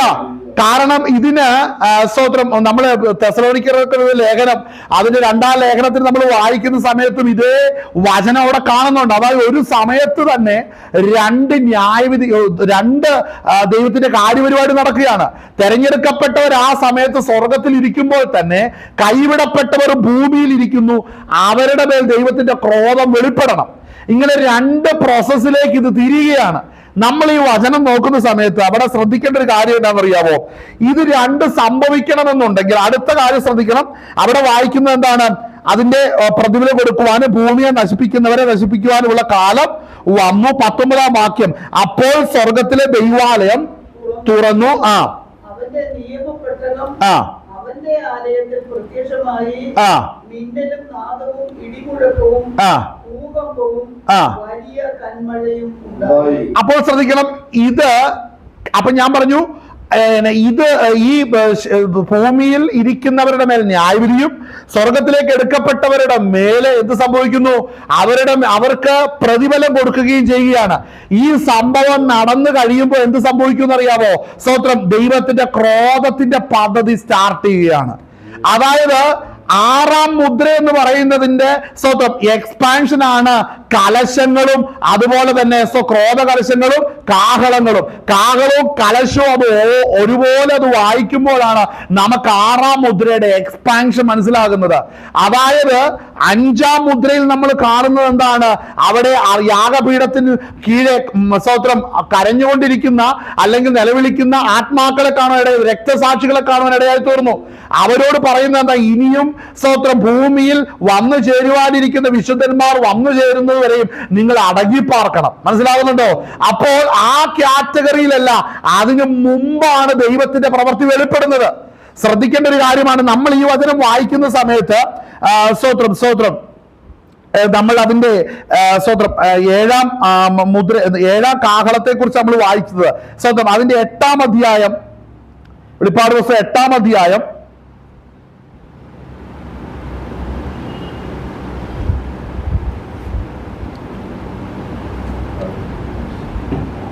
അതിന്റെ 3-ാം വാക്യം മുതൽ ഒന്ന് വായിക്കാവോ?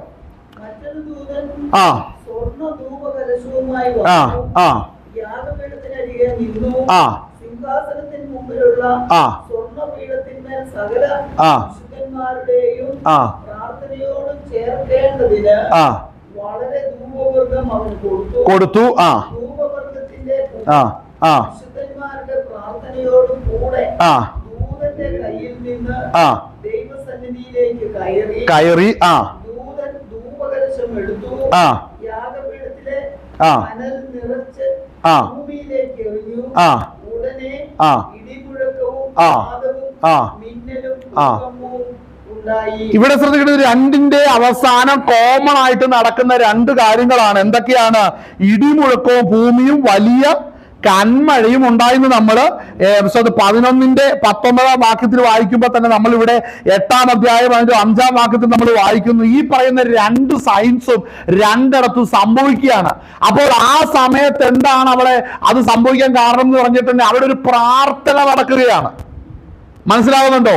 ആ പ്രാർത്ഥന നടക്കുന്നതിന് മുമ്പ് എന്ത് സംഭവിക്കണമെന്നറിയാവോ? അതാണ് നമ്മൾ അതിന്റെ 12-ാം അധ്യായം നമ്മൾ വായിക്കുമ്പോൾ സ്തോത്രം അവിടെ യോഹന്നാൻ അപ്പോസ്തലൻ കാണുന്ന ഒരു ദർശനം അവിടെ കാണുകയാണ്. സ്വർഗത്തിലെ ഒരു അടയാളങ്ങൾ നമ്മൾ ഈ വിഷയം കഴിഞ്ഞ ദിവസം ചിന്തിച്ചതാണ്. അവിടെ സ്തോത്രം നമുക്കറിയാം ദൈവസഭ ഉരുവാക്കപ്പെട്ട് കുട്ടിയോട് ഉപമിപ്പിച്ചു. അതിനുശേഷം ഇസ്രായേലിനെ സ്ത്രീയോട് ഉപമിപ്പിച്ചു. ആ കുട്ടി വളർന്നു, പ്രസവവേദനപ്പെട്ടു, സ്ത്രീ പ്രസവ വേദനപ്പെട്ടു, കൊച്ച് അല്ലെങ്കിൽ പറഞ്ഞ കുട്ടി അവിടെ നിന്ന് ജനിച്ചു. ഉടനെ തന്നെ ദൈവസന്നിധിയിലേക്ക് കുട്ടി എടുക്കപ്പെട്ടു എന്ന് പറയുന്നത്. അപ്പോൾ ദൈവസഭ ദൈവസന്നിധിയിലേക്ക് എടുക്കപ്പെടുകയാണ് ചെയ്യുന്നത്. ഇത് എടുക്കപ്പെടുന്ന സമയത്ത് എന്ത് സംഭവിക്കുന്നു? ഈ ദൈവസഭ സ്വർഗത്തിലേക്ക് പ്രവേശിക്കുമ്പോൾ സ്തോത്രം അവിടെ വെച്ച് സ്വർഗത്തിൽ സാത്താൻ അല്ലെ മഹാസർപ്പം വാഴുന്ന ഇടത്ത് അവനെ അവിടെ നിന്ന് നീക്കിയാൽ മാത്രമാണ് എന്ത് സംഭവിക്കത്തുള്ളൂ? ദൈവസന്നിധിയിലേക്ക് ദൈവസഭ പ്രവേശിക്കുന്നത്. ശ്രദ്ധിക്കേണ്ട ഒരു കാര്യമാണ്. അപ്പോൾ അവിടെ വെച്ച് ദൈവത്തിന്റെ ദൂതനാകുന്ന മീഖായേൽ അവിടെ ഇറങ്ങി ഈ സർപ്പത്തെയും അവന്റെ ദൂതന്മാരോട് മീഖായേൽ തന്റെ ദൂതന്മാരുമായിട്ട് യുദ്ധം ചെയ്യുകയാണ്. അല്ലേ? അവിടെ വായിച്ച ഭാഗം ഒന്ന് വായിച്ചേ. യുദ്ധമുണ്ടായി. ആ പടവെട്ടി പടവെട്ടി ആ ആ സ്വർഗത്തിൽ അവരുടെ സ്ഥലം പിന്നെ കണ്ടതുമില്ല. ഭൂതലത്തെ മുഴുവൻ തെറ്റിച്ചു കളയുന്ന പിശാചും സാത്താനും എന്ന മഹാസർപ്പമായ പഴയ പാമ്പിനെ ഭൂമിയിലേക്ക് തള്ളിക്കളഞ്ഞു. ഇനിയൊരു കാര്യം ശ്രദ്ധിക്കണേ. ഭൂമിയിലേക്ക് ഈ തള്ളിക്കളയുന്ന സമയത്ത് ഇതിനു മുമ്പ് ഒരു കാര്യം ശ്രദ്ധിക്കണം. സ്തോത്രം ഒരു മിനിറ്റ് അതിന്റെ സ്തോത്രം അതിന്റെ 3 മുതൽ 12-ന്റെ 3 മുതൽ വായിച്ചേ. സ്വർഗത്തിൽ മറ്റൊരടയാളം കാണായി. 7 തലയും കൊമ്പും തലയിൽ 7 രാജമുടിയുമായി ഈ നിറമുള്ള ഒരു മഹാസർപ്പം. അതിന്റെ വാൽ ആകാശത്തിലെ നക്ഷത്രങ്ങളിൽ 3-1 വലിച്ചു കൂട്ടി. ഇവിടെ ശ്രദ്ധിക്കണേ, ഇത് വേറെ ആലങ്കാരികമായിട്ട് പറഞ്ഞിരിക്കുന്ന അല്ല കാര്യം. 6-ാം മുദ്രയെ കുറിച്ച് നമ്മൾ കാണുമ്പോൾ എന്താ അവിടെ 6-ാം മുദ്രയ്ക്കകത്ത് എന്താ സംഭവിച്ചേക്കുന്നേ? നമ്മളവിടെ കാണുന്ന കാര്യം എന്താണ്? അവിടെ കാണുന്നത് 6-ാം മുദ്ര വായിക്കുമ്പോഴത്തേനും വലിയൊരു ഭൂകമ്പം ഉണ്ടായി. സൂര്യൻ കരിമ്പടം പോലെ കറുത്തു. ഞാനൊരു കാര്യം പറയാം. നമ്മൾ ഈ 12-ാം അധ്യായം നമ്മൾ വായിക്കുമ്പോൾ കുട്ടി അല്ലെങ്കിൽ ദൈവസഭ സ്വർഗത്തിലേക്ക് എടുക്കപ്പെടുമ്പോൾ മഹാസർപ്പത്തെ യുദ്ധം ചെയ്ത് മീഖായേൽ അവിടെ നിന്ന് അവന്റെ സ്ഥലത്തിൽ നിന്ന് അവനെ ഒഴിപ്പിക്കുകയാണ്. ഒഴിപ്പിക്കുമ്പോൾ അവനെ എങ്ങോട്ടാ വിടുന്നത്? ഭൂമിയിലേക്കാണ് വിടുന്നത്. അപ്പോൾ ഇതിന്റെ ഇടയിൽ ഈ വിഷയം വായിക്കുമ്പോൾ നമ്മൾ അറിയാതെ സ്തോത്രം രാജമുള്ള തീനിറമുള്ള ഒരു മഹാസർപ്പം അതിന്റെ വാൽ ആകാശത്തിലെ നക്ഷത്രങ്ങളിൽ 3-1 വലിച്ചുകൂട്ടി ഭൂമിയിലേക്ക് എറിഞ്ഞു കളഞ്ഞു. അപ്പോൾ നമ്മുടെ ചുറ്റും ഈ സോളാർ സിസ്റ്റത്തിൽ വലിയ തകരാറ് സംഭവിക്കുന്നുണ്ട്. മനസ്സിലാകുന്നുണ്ട്? ഈ സോളാർ സിസ്റ്റത്തിന്റെ അകത്ത് വലിയ തകരാറ് സംഭവിക്കുന്നുണ്ട്. ആ തകരാറ് എന്താണെന്ന് 6-ാം മുദ്രയ്ക്കകത്ത് കാണുന്നുണ്ട്. അപ്പോൾ ഇതിനു മുമ്പ് എപ്പോഴാ നാം ദൈവസന്നിധിയിലേക്ക് എടുക്കപ്പെട്ട് കഴിയുമ്പോഴാണ് ഇവിടെ ഇത് സംഭവിക്കുന്നത്. നമ്മൾ എടുക്കപ്പെട്ട് ദൈവസന്നിധിയിലേക്ക് കയറുമ്പോൾ സാത്താൻ ഈ ഭൂമിയിലേക്ക് ദൈവത്തിന്റെ ദൂതൻ അവനോട് യുദ്ധം ചെയ്ത് അവനെ വെട്ടി അവന്റെ സ്ഥലത്തിൽ നിന്ന് മാറ്റുവാൻ ഇടയായിത്തീരും. അവൻ വരുന്നത് ഭൂമിയിലേക്ക് അവന്റെ അധികാരത്തിൽപ്പെടുന്ന നക്ഷത്രങ്ങളിൽ 3-1 വലിച്ചെടുത്ത് എങ്ങോട്ടെറിയും? ഭൂമിയുടെ മേല് എറിയുകയാണ്. അപ്പോൾ ഭൂമിയുടെ നമുക്കറിയാം സൂര്യനും ചന്ദ്രനും നക്ഷത്രങ്ങൾക്കൊക്കെ അതിൻ്റെതായ ഓരോ പ്രോട്ടോകോൾ ഉണ്ട് അല്ലേ? അതിന്റെ ഓരോ പൊസിഷൻ അനുസരിച്ച് പകലിനെയും രാത്രിയും സീസൺസ് എല്ലാം നിയന്ത്രിക്കുന്നത് ഇതിന്റെ പൊസിഷൻ അനുസരിച്ചാണ്. അപ്പോൾ ഈ ദൂതൻ ഈ പറയുന്ന മഹാസർപ്പം എന്ത് ചെയ്യുന്നു? ഈ പറയുന്ന സ്തോത്രം ഗ്രഹങ്ങളെ 3-1 ചുഴറ്റി എങ്ങോട്ടറിയോ? ഭൂമിയിലേക്ക് അപ്പൊ ആദ്യം അത് സംഭവിക്കുന്നു. നാം പറയട്ടെ, ആദ്യം അത് സംഭവിക്കുമ്പോൾ ശ്രദ്ധിക്കേണ്ട ഒരു കാര്യമാണ്. നമ്മൾ വായിക്കുന്ന 11-ാം അധ്യായം 19-ന്റെ അകത്തും 8-ാം അധ്യായം 5-ാം വാക്യത്തിന്റെ അകത്തും കാണുന്നത് ഈ പ്രാർത്ഥന തുടങ്ങുമ്പോൾ എന്ത് സംഭവിക്കുകയാണ്? ഇത് ഭയങ്കര ഭൂമി കുലുക്കം അവിടെ സംഭവിക്കുന്നു. പറഞ്ഞാൽ ഭൂമിയുടെ മേൽ ഭൂമിയിൽ ഭയങ്കര പ്രകൃതി ക്ഷോഭിക്കുന്ന രംഗമാണ് അവിടെ കാണുന്നത്. എന്നാൽ മനസ്സിലാക്കേണ്ട ഒരു കാര്യമുണ്ട്. സ്തോത്രം, ഈ സാത്താൻ ഇത് അവനെ തള്ളിയിടുന്നതിന് സ്തോത്രം അതിനു മുമ്പ് ദൈവസഭ സ്വർഗത്തിലേക്ക് പ്രവേശിക്കണം. മനസ്സിലാകുന്നുണ്ടോ? സ്വർഗത്തിലേക്ക് പ്രവേശിക്കണം. അപ്പോൾ ചോദിക്കുന്ന ഒരു കാര്യമുണ്ട്. അപ്പൊ 5-ാം മുദ്ര പൊട്ടിക്കുന്ന സമയത്ത് കാണുന്ന രക്തസാക്ഷികൾ എങ്ങനെയാണെന്ന് അറിയാവോ? അവർ നമ്മൾ ആദ്യം പ്രസംഗത്തിന്റെ അകത്ത് വന്നപോലെ ഉണർന്നും പ്രാർത്ഥിച്ച് വീഴിക്കാതെ കൈവിടപ്പെട്ടു പോയവർക്കാണ് പിന്നീട് ആ ചാൻസ്. അവർ മരണം വരെയായിട്ട് കടന്നു വരണം. അപ്പോൾ ചോദിക്കുന്ന ഒരു കാര്യമുണ്ട്. കർത്താവ് താൻ ഗംഭീരനാഥത്തോടും പ്രധാനത്തോടും ശബ്ദത്തോടും സ്വർഗത്തിൽ നിന്ന് ഇറങ്ങി വരുന്ന സമയത്ത് നാം മരണം കാണാതെ എടുക്കപ്പെടുന്ന ആ ഒരു രംഗമുണ്ട്. അതാർക്ക് വേണ്ടി? അത് ഒരുങ്ങിയിരിക്കുന്ന കാന്തയ്ക്ക് ദൈവം കൊടുക്കുന്ന പദവിയാണ്. അപ്പോൾ കാന്തയ്ക്ക് ലഭിക്കുന്ന ആ പൊസിഷൻ രക്തസാക്ഷികൾക്ക് കിട്ടുന്നില്ല. കാരണം എന്താണെന്നറിയോ? കാരണം നമ്മൾ വായിച്ചെന്താണ്? അവിടെ രക്തസാക്ഷികൾ പറയുന്ന കാര്യം എന്താ? രക്തസാക്ഷികൾ അവിടെ ദൈവസന്നിധിയിൽ പറയുന്ന വിഷയം എന്ന് പറഞ്ഞിട്ടുണ്ടെങ്കിൽ, വിശുദ്ധനും സത്യവാനുമായ നാഥ, ഭൂമിയിൽ വസിക്കുന്നവരോട് ഞങ്ങളുടെ രക്തത്തെക്കുറിച്ച് നീ എത്രത്തോളം ന്യായവിധിയും പ്രതികാരം നടത്താതെ ഇരിക്കുമെന്ന് അവർ ഉറക്കെ നിലവിളിച്ചു. ഇതല്ല അവരെ കുറിച്ച് പറയുന്നേ. എന്നാൽ ഞാൻ പറയട്ടെ, വെളിപ്പാട് പുസ്തകം 7-ാം അധ്യായത്തിൽ നമ്മൾ വായിക്കുമ്പോൾ സ്തോത്രം അവിടെ വായിക്കുന്ന ഒരു കാര്യമുണ്ട്. സ്തോത്രം അതിന്റെ 14-ഉം 15-ഉം വാക്യം ഒന്ന് വായിച്ചേ. 7-ന്റെ 14-ഉം 15-ഉം. യജമാനൻ അറിയുമല്ലോ എന്ന് ഞാൻ പറഞ്ഞതിന് അവൻ എന്നോട് പറഞ്ഞത്, ഇവർ മഹാകഷ്ടത്തിൽ നിന്ന് വന്നവർ കുഞ്ഞാടിന്റെ രക്തത്തിൽ തങ്ങളുടെ അങ്കി അലക്കി ഇവിടെ ഈ ഒറ്റ ഒരു കാര്യം പോലും രക്തസാക്ഷികളുടെ കാര്യത്തിൽ വരുന്നില്ല. അവര് സാക്ഷ്യം പറഞ്ഞു, കർത്താവിന്റെ നാമനിമിത്തം ഭേദ്യമേറ്റു. ഈ ഒരു കാര്യം കൊണ്ട് അവരെ എവിടെ കൊണ്ടുവരികയാണ്? അവരെ ദൈവസന്നിധി കൊണ്ടുവരിക ചെയ്യുന്നത്. എന്നാൽ കാന്ത ആരാണ്? കാന്തയ്ക്ക് ലഭിക്കുന്ന പൊസിഷൻ എന്താണ്? എന്തുകൊണ്ടാണ്? അവിടെ പറയുന്ന കാര്യം എന്താണ്? നമ്മളിപ്പോ വായിച്ചത്, യജമാനൻ അറിയുമല്ലോ ഞാൻ അവരെന്നോട് പറഞ്ഞത്, അവർ മഹാകഷ്ടത്തിൽ നിന്ന് വന്നവർ കുഞ്ഞാന്റെ രക്തത്തിൽ തങ്ങളുടെ അങ്കി അലക്കി വെളുപ്പിച്ചിരിക്കുന്നു. അവർക്ക് അതിഭക്ഷണമില്ല, മദ്യപാനമില്ല, ഉപജീവന ചിന്തകളില്ല. അതുപോലെ തന്നെ അവർ തങ്ങളുടെ അങ്കിയെ അലക്കി വെളുപ്പിച്ചിരിക്കുന്നു. അവർ സ്വന്തം ഉണർന്നും പ്രാർത്ഥിച്ചും ഇരിക്കുന്നത് കൊണ്ട് അവരുടെ അങ്കിയെ സൂക്ഷിക്കാൻ അവർ മറന്നില്ല. അങ്ങനെ ഒരു ശൈലി ആർക്കില്ലായിരുന്നു? ഈ വരുന്ന രക്തസാക്ഷികളുടെ ലൈഫിലുണ്ടെന്ന് കാണുന്നില്ല. എന്ന് പറഞ്ഞത് ആരാണ്? അങ്ങനെയാണെങ്കിൽ കർത്താവിന്റെ വരവിന് വേണ്ടി ഒരുക്കപ്പെടാതിരിക്കുന്നവരാണ് ആ ലിസ്റ്റിലേക്ക് ചെല്ലുന്നത്. അപ്പൊ നിങ്ങൾക്ക് അതിന് വല്ല തെളിവുണ്ടോ? ഉണ്ട്, വ്യക്തമായ തെളിവുണ്ട്. നമ്മളവിടെ വായിക്കുന്ന സമയത്ത് 13-ാം അധ്യായം, വെളിപ്പാട് പുസ്തകം 13-ാം അധ്യായത്തിന്റെ അകത്ത് നമ്മൾ ഈ മൃഗത്തെക്കുറിച്ച്, മൃഗം, കള്ളപ്രവാചകൻ, മഹാസർപ്പം, ഇത് മൂന്നിനെ കുറിച്ചുള്ള പഠിക്കുമ്പോൾ ഈ എതിർക്രിസ്തുവിനെ കുറിച്ച്, എതിർക്രിസ്തുവിന്റെ രംഗപ്രവേശനം പല വിധത്തിലാണ്. കാരണം പ്രത്യക്ഷമായ ഒരു മുറിവ് തന്റെ ശരീരത്തിൽ വരുമ്പോൾ, എതിർക്രിസ്തുവിനെ ലോകർ നോക്കിക്കൊണ്ടിരിക്കുമ്പോൾ അവന്റെ തലയിൽ ഒരു വലിയ ആഴത്തിലുള്ള മുറിവ് വന്നു. ആ മുറിവ് ക്ഷണത്തിൽ തന്നെ പൊറുത്തു. അതായത് തല പിളർന്നു പോകുന്ന ഏതോ ഒരു ശക്തമായ ഒരു അറ്റാക്ക് അല്ലെങ്കിൽ ശക്തമായിട്ടുള്ള ഒരു ആക്രമണം ഈ എതിർക്രിസ്തുവിന് പ്രത്യക്ഷമായി വരികയാണ് സകല മനുഷ്യൻ നോക്കിയിരിക്കുമ്പോൾ. അങ്ങനെ സംഭവിക്കുമ്പോൾ അവന്റെ തലയിലെ മുറിവ് പെട്ടെന്ന് പൊറുത്തു വന്ന് കണ്ട് അവൻ ജീവനോടെ എഴുന്നേറ്റ് നിന്ന് കണ്ടപ്പോൾ അവനെ സകല മനുഷ്യരും ദൈവമാക്കുകയാണ്. ഇങ്ങനെയാണ് അവന്റെ രംഗപ്രവേശനം.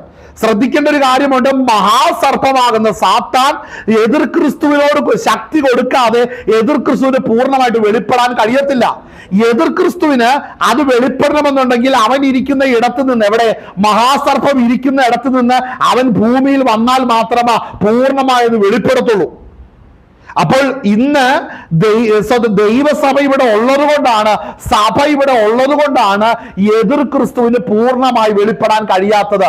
കാര്യം എതിർ ക്രിസ്തു എന്ന വ്യക്തി ഇവിടെ ഉണ്ടെങ്കിലും ആ വ്യക്തിയിൽ വെളിപ്പെടേണ്ട മഹാസർപ്പത്തിന്റെ ശക്തി വരുന്നത് വരെയും ഈ വ്യക്തി അവിടെ ഹൈഡായിട്ട് ഇരിക്കേണ്ടി വരുന്നുണ്ട്. അപ്പൊ ഞാൻ ചോദിക്കട്ടെ, ശ്രദ്ധിക്കേണ്ട ഒരു കാര്യമാണ്. ഈ കൈവിടപ്പെട്ടവര് ആ നാളുകളിൽ കർത്താവിന്റെ നാമത്തിന് വേണ്ടി നിന്നുകൊണ്ട് ഭേദ്യമേറ്റാൽ അവർ രക്തസാക്ഷികളായിട്ട് സ്വർഗത്തിൽ വരുമെന്ന് പറഞ്ഞു. മനസ്സിലാവുന്നുണ്ടോ? അവർക്ക് കാന്തയ്ക്ക് ലഭിക്കുന്ന പൊസിഷൻ കിട്ടത്തില്ല. അതിന്റെ തെളിവാണ് ഈ പറയാൻ പോകുന്നത്. നമ്മൾ വായിച്ച 13-ാം അധ്യായത്തിൽ നമ്മൾ വായിക്കുമ്പോൾ സ്തോത്രം, അതിന്റെ സ്തോത്രം അതിന്റെ 5 മുതൽ വായിച്ചേ, 4 മുതൽ വായിച്ചോ. മൃഗത്തിന് അധികാരം കൊടുത്തതുകൊണ്ട് അവർ മഹാസർപ്പത്തെ നമസ്കരിച്ചു. മൃഗത്തോട് തുല്യനാർ, അതിനോട് പൊരുതുവാൻ ആർക്കു കഴിയും എന്ന് പറഞ്ഞ് മൃഗത്തെയും നമസ്കരിച്ചു. ഇവിടെ ഒരു കാര്യം കൂടെ പറയണം കേട്ടോ. ഈ സ്തോത്രം, ഈ മൃഗം എന്ന് പറയുമ്പോൾ ഈ പറയുന്ന എതിർ ക്രിസ്തുവിൽ മഹാസർപ്പത്തിന്റെ സാത്താന്റെ ശക്തി പൂർണ്ണമായിട്ട് വരണം. 100% വന്നാലേ ഇവൻ ഈ പ്രവർത്തിക്കുന്ന കാര്യങ്ങളെല്ലാം അവിടെ പൂർണ്ണമാകത്തുള്ളൂ. അപ്പോൾ അതിനു മുമ്പ് മനസ്സിലാക്കണം, ഈ രക്തസാക്ഷികളാകാൻ കാരണം മനസ്സിലാകണ്ടേ. നമ്മൾ അതിന്റെ 12-ാം അധ്യായത്തിന്റെ അകത്ത് നമ്മൾ അതിന്റെ 10 മുതൽ വായിച്ചു വരുമ്പോൾ കുഞ്ഞാടിന്റെ രക്തത്തെ കുറിച്ച് അവിടെ വായിക്കുന്ന, അപ്പോൾ ഞാൻ സ്വർഗത്തിൽ ഒരു മഹാശബ്ദം പറഞ്ഞു കേട്ടത്, ഇപ്പോൾ നമ്മുടെ ദൈവത്തിന്റെ രക്ഷയും ശക്തിയും രാജ്യവും അവന്റെ ക്രിസ്തുവിന്റെ ആധിപത്യവും തുടങ്ങിയിരിക്കുന്നു എന്ന് പറഞ്ഞു. മനസ്സിലാവുന്നുണ്ടോ? ഇത് കണക്ട് ചെയ്ത് ചിന്തിക്കേണ്ട വിഷയമാണ്. ആ ഒന്ന് വായിച്ച് 12-10 മറ്റേ വിഷയം ഞാൻ പറയാം. പറഞ്ഞു കേട്ടത് ഇപ്പോൾ നമ്മുടെ ദൈവത്തിന്റെ രക്ഷയും ശക്തിയും രാജ്യവും അവന്റെ ക്രിസ്തുവിന്റെ ആധിപത്യവും ഇവിടെ ശ്രദ്ധിക്കണം, ഈ ക്രിസ്തുവിന്റെ ആധിപത്യം തുടങ്ങിയിരിക്കുന്നു എന്ന് പറഞ്ഞു അല്ലേ? ഇത് സ്വർഗത്തിൽ തുടങ്ങിയിരിക്കുകയാണ്. മനസ്സിലാക്കണം, അത് സ്വർഗത്തിൽ തുടങ്ങുകയാണ്. അതുകൊണ്ടാണ് അതിന്റെ 15 വായിക്കുന്ന അങ്ങനെ 7-ാമത്തെ ദൂതൻ ഊതിയപ്പോൾ ലോക രാജ്യത്തും നമ്മുടെ കർത്താവിനും അവന്റെ ക്രിസ്തുവിനും ആയിത്തീർന്നിരിക്കുന്നു. അപ്പോൾ 2 തവണ ക്രിസ്തുവിന്റെ രാജ്യത്തും വരാൻ പറ്റത്തില്ലല്ലോ, അതൊരിക്കലല്ലേ സംഭവിക്കത്തുള്ളൂ. അപ്പൊ ഒരു സംഭവത്തിന്റെ 2 ആംഗിളിൽ നിന്നാണ് ഇപ്പോൾ യോഹന്നാൻ നോക്കുന്നത്. ഒരു സബ്ജക്റ്റിന്റെ 2 ആംഗിളിൽ നിന്ന് നോക്കണം. അപ്പോൾ ശ്രദ്ധിക്കണം, ഈ 12-ന്റെ 10-ന്റെ അകത്ത് വരുമ്പോൾ അതിനു മുമ്പ് എന്ത് സംഭവിച്ചു? മീഖായേലുമായിട്ട് മഹാസർപ്പ യുദ്ധമുണ്ടായി. സർപ്പത്തിന് അല്ലെങ്കിൽ സാത്താൻ അവന്റെ ഇടം നഷ്ടമായിട്ട് അവൻ ഭൂമിയിലേക്ക് പോന്നു. അത് കഴിഞ്ഞപ്പോഴാണ് മനസ്സിലാക്കണം, ഇപ്പോൾ അവന്റെ രാജ്യത്വം അവിടെ പൂർണ്ണമായിരിക്കുകയാണ്. അപ്പോൾ ശ്രദ്ധിക്കേണ്ട ഒരു കാര്യം, നമ്മൾ അതിന്റെ സ്തോത്രം, നമ്മൾ 5-ാം മുദ്രയ്ക്കയുടെ അവസാനം വായിക്കുന്ന എങ്ങനെയാണ്? അവന്റെ സ്തോത്രം അവിടെ വായിക്കുന്നത്, വിശുദ്ധനും സത്യവാനുമായ നാഥ, ഭൂമിയിൽ വസിക്കുന്നവരോട് എത്രത്തോളം ഞങ്ങൾക്ക് വേണ്ടി ന്യായം വിധിക്കാതിരിക്കും. അതിന്റെ 11-ാം വാക്യം, അപ്പോൾ അവർ ഓരോരുത്തന് വെള്ളം ഇളയങ്കി കൊടുത്തു. അവരെ പോലെ കൊല്ലുവാനിരിക്കുന്ന സഹഭൃത്യന്മാരും സഹോദരന്മാരും വന്നു തികയോളം അല്പകാലം കൂടെ സ്വസ്ഥമായി പാർക്കണമെന്ന് അവർക്ക് അരുളപ്പാടുണ്ടായി. അപ്പോൾ ഈ മനസ്സിലാക്കണം, ഇത് സംഭവിക്കുന്ന സമയത്ത് ദൈവസന്നിധിയിൽ അവിടെ എന്തുണ്ട്? ദൈവസഭ അവിടെ എത്തി. അപ്പോൾ രക്തസാക്ഷികളിൽ ഓരോ വ്യക്തിയും വന്നു ചേരുന്നത് വരെയും മനസ്സിലാക്കണം, അവിടെ അത് നിൽക്കുകയാണ്, വെയിറ്റ് ചെയ്യുകയാണ്. മനസ്സിലാകുന്നുണ്ടോ? രക്തസാക്ഷികൾ ഓരോരുത്തരും വരണം. അടുത്തത് ശ്രദ്ധിക്കണം, അതിന്റെ 11-ാം അധ്യായത്തിൽ നമ്മൾ വായിക്കുമ്പോൾ അവിടെ വായിക്കുന്ന കാര്യമാണ്, അപ്പോൾ സ്വർഗത്തിൽ അവിടെ സംഭവിക്കുന്ന എന്താ? 5-ാം അധ്യായത്തിൽ 5-ാം മുദ്രയുടെ സമയത്ത് അവിടെ ഒരു പ്രാർത്ഥന നടക്കുക അല്ലേ? 5-ാം മുദ്ര പൊട്ടിക്കുന്ന സമയത്ത് അവിടെ രക്തസാക്ഷികൾ ദൈവസന്നിധിയിൽ നിലവിളിക്കുന്നല്ലേ കണ്ടത്? അപ്പൊ ആ നിലവിളി അവിടെ നടക്കുന്നുണ്ടല്ലോ. അതിനോട് കൂടെ നിങ്ങൾ ഇതൊന്ന് വായിച്ചേ. സ്തോത്രം, അവിടെ സ്തോത്രം അതിന്റെ 17 വായിച്ച് 11-ന്റെ 17, അതായത് ആ രക്തസാക്ഷികളുടെ പ്രാർത്ഥനയുടെ കൂടെ ഏതൊക്കെ വരണമെന്നറിയാവോ? 17-ാം വാക്യം, സർവശക്തിയുള്ള കർത്താവായ ദൈവമേ, ഇരിക്കുന്നവനും ഇരുന്നവനുമായുള്ളവരെ നീ മഹാശക്തി ധരിച്ച് വാഴുക, ഞങ്ങൾ നിന്നെ സ്തുതിക്കുന്നു. ജാതികൾ കോപിച്ചു, നിന്റെ കോപവും വന്നു. മരിച്ചവരെ ന്യായം വിധിക്കുവാനും നിന്റെ ദാസന്മാരായ പ്രവാചകന്മാർക്കും വിശുദ്ധന്മാർക്കും ചെറിയവർക്കും വലിയവർക്കുമായി നിന്റെ ഭക്തന്മാർക്ക് പ്രതിഫലം കൊടുക്കുവാനും ഭൂമിയെ നശിപ്പിക്കുന്നവരെ നശിപ്പിക്കുവാനുള്ള കാലം വന്നു. അടുത്ത ശ്രദ്ധിക്കണം, അപ്പോൾ സ്വർഗത്തിൽ ദൈവാലയം കണ്ടോരോ, അവിടെ ദൈവാലയം തുറന്നു, പെട്ടകം അവിടെ പ്രത്യക്ഷമായി. അതൊന്നുമല്ല വിഷയം, അതൊക്കെ ഓക്കെ. അസോദ് അടുത്ത് വായിക്കുന്ന, പ്രത്യക്ഷമായി മിന്നലും നാദം ഇടിമുഴക്കവും ഭൂകമ്പവും വലിയ കന്മഴയും. ഇതെവിടെയാ? സ്വർഗത്തിലാണോ ഉണ്ടായത്? അതെവിടെയാ ഉണ്ടായി? കന്മഴ എവിടെയാ? ഭൂമികുലുക്കം സ്വർഗത്തിലുണ്ടാകില്ലല്ലോ. ഭൂമിയിൽ ഉണ്ടാകുന്നില്ല. അപ്പൊ മനസ്സിലാക്കണം, 5-ാം മുദ്രയ്ക്കകത്ത് നമ്മൾ കാണുന്ന സമയത്ത് വിശുദ്ധന്മാർ അവിടെ പ്രാർത്ഥിക്കുന്നു, ഞങ്ങളുടെ രക്തത്തെ കുറിച്ച് എത്രത്തോളം നീ പ്രതികാരം നടത്താതിരിക്കും എന്ന് പറയുമ്പോൾ, മറ്റൊരിടത്ത് ഇവിടെ മനസ്സിലാക്കണം, 7-ാം ലോകരാജ്യത്ത് നമ്മുടെ കർത്താവിനായി തീർന്നിരിക്കുന്നു. അപ്പോൾ ആ കർത്താവിനായി തീർന്നിരിക്കുന്നു എന്ന് അവിടെ പ്രാർത്ഥിക്കുന്ന സമയത്താണ് എന്ത് സംഭവിച്ചു? ദൈവസഭ സ്വർഗത്തിൽ എത്തുകയും സാത്താനെ അവിടെ നിന്ന് ഭൂമിയിലേക്ക് തള്ളിക്കളയുകയും ചെയ്യുകയാണ്. ഇത് സംഭവിച്ചാൽ മാത്രമേ ലോകരാജ്യത്തെ ദൈവത്തിനായി തീരത്തുള്ളൂ. നമ്മൾ അതിന്റെ കൂടെ വായിക്കേണ്ട മറ്റൊരു കാര്യമാണ് അതിന്റെ 10-ാം അധ്യായം ഒന്ന് വായിച്ചേ, 10-ന്റെ 6-ാം വാക്യം ഒന്ന് വായിച്ചേ. വെളിപ്പാട് ദിവസം 10-ന്റെ 6-ാം വാക്യം. ഇനി കാലം ഉണ്ടാവുകയില്ല. അല്ല, നമുക്ക് അതിന്റെ നമ്മളിപ്പോ വായിച്ച കാര്യം കേട്ടല്ലോ. ഇവിടെ ശ്രദ്ധിച്ചേ, 5-ാമത്തെ മുദ്ര പൊട്ടിക്കുമ്പോൾ വിശുദ്ധന്മാർ ദൈവസന്നിധിയിൽ പ്രാർത്ഥിക്കുന്നു, അല്ലെ? അവരുടെ പ്രാർത്ഥനയുടെ കൂടെയാണ് 11-ാം അധ്യായം അതിന്റെ 17-ാം വാക്യം മുതൽ സ്വർഗത്തിൽ ഇരിക്കുന്ന 24 മൂപ്പന്മാർ കവിണ്ണു വീണ് ദൈവത്തെ മഹത്വപ്പെടുത്തുകയാണ്. അപ്പോൾ ആ കവിണ്ണു വീണ് ദൈവത്തെ മഹത്വപ്പെടുത്തുമ്പോൾ എന്ത് സംഭവിക്കുകയാണ്? അവിടെ ദൈവാലയം തുറന്നു, ആ പ്രാർത്ഥനയുടെ റിസൾട്ട് വന്നു. അപ്പൊ ആ പ്രാർത്ഥനയും ഈ വിശുദ്ധന്മാരുടെ പ്രാർത്ഥനയും അതുപോലെ 8-ാം അധ്യായത്തിൽ നമ്മൾ കാണുന്ന ഒരു പ്രാർത്ഥന നടക്കുന്നുണ്ട്. അവിടെ വായിക്കുന്നതിന്റെ 8-ന്റെ 2-ാം വാക്യം, അപ്പോൾ ദൈവസന്നിധിയിൽ 7 ദൂതന്മാർ നിൽക്കുന്നത് ഞാൻ കണ്ടു, അവർക്ക് 7 കാഹളം ലഭിച്ചു. മറ്റൊരു ദൂതൻ സ്വർണ്ണ ധൂപകലശവുമായി വന്ന് യാഗപീഠത്തിനരികെ നിന്നു. സിംഹാസനത്തിന് മുമ്പിലുള്ള സ്വർണ്ണപീഠത്തിനരികെ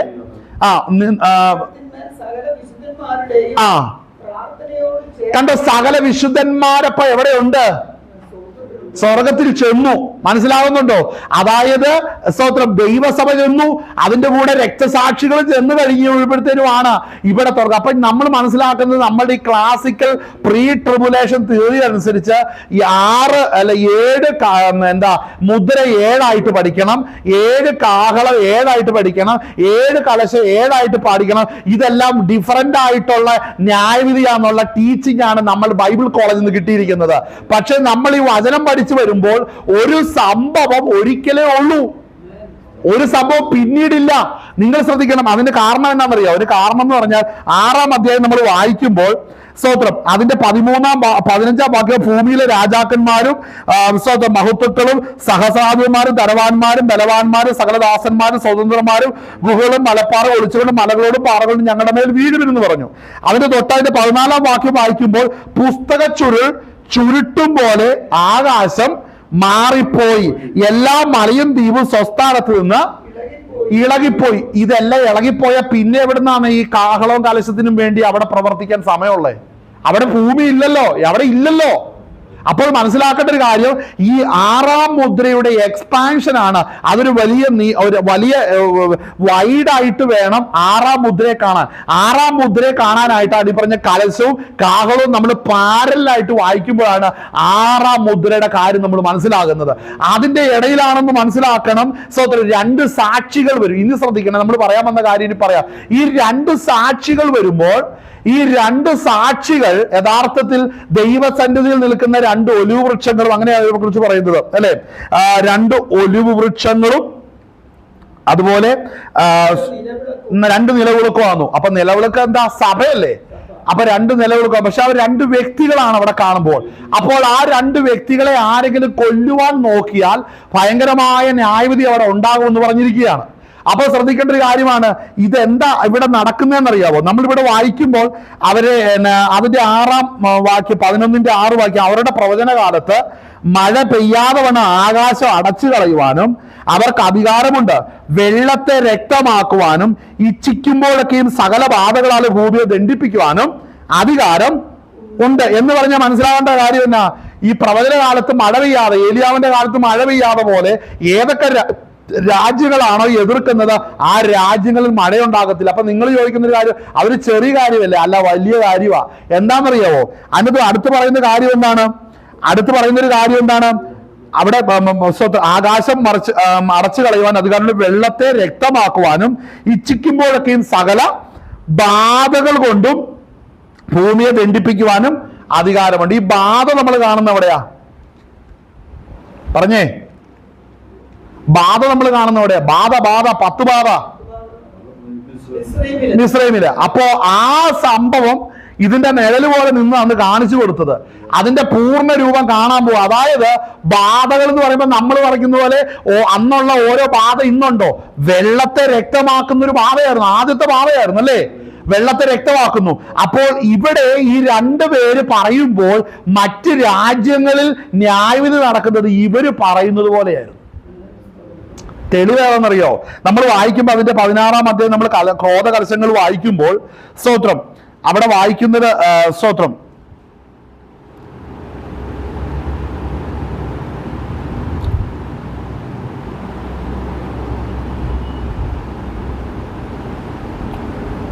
സ്തോത്രം അതിന്റെ സ്തോത്രം ഒത്തിരി വിഷയം എടുത്ത് പറയാനുണ്ട്. സ്തോത്രം സ്വന്തം സ്വന്തം സ്വന്തം സ്വന്തം അതിന്റെ 6 മുതൽ വായിച്ചേ, അല്ല 5 മുതൽ വായിച്ചോ. 3-ാം ദൂതൻ തന്റെ കലശം നദികളിൽ 4-ാം വാക്യം 16-ന്റെ 4. വേഗം തീർത്തിട്ട് നമുക്ക് പോണം. രക്തമായി തീർന്നു. അപ്പോൾ ജലാധിപതിയായ ദൂതൻ ഇവണ്ണം പറയുന്നത് ഞാൻ കേട്ടു. ഇരിക്കുന്നവനും ഇരുന്നവനുമായി പരിശുദ്ധനായുള്ളവേ, നീ ഇങ്ങനെ ന്യായം വിധിച്ചതുകൊണ്ട് നീതിമാൻ ആകുന്നു.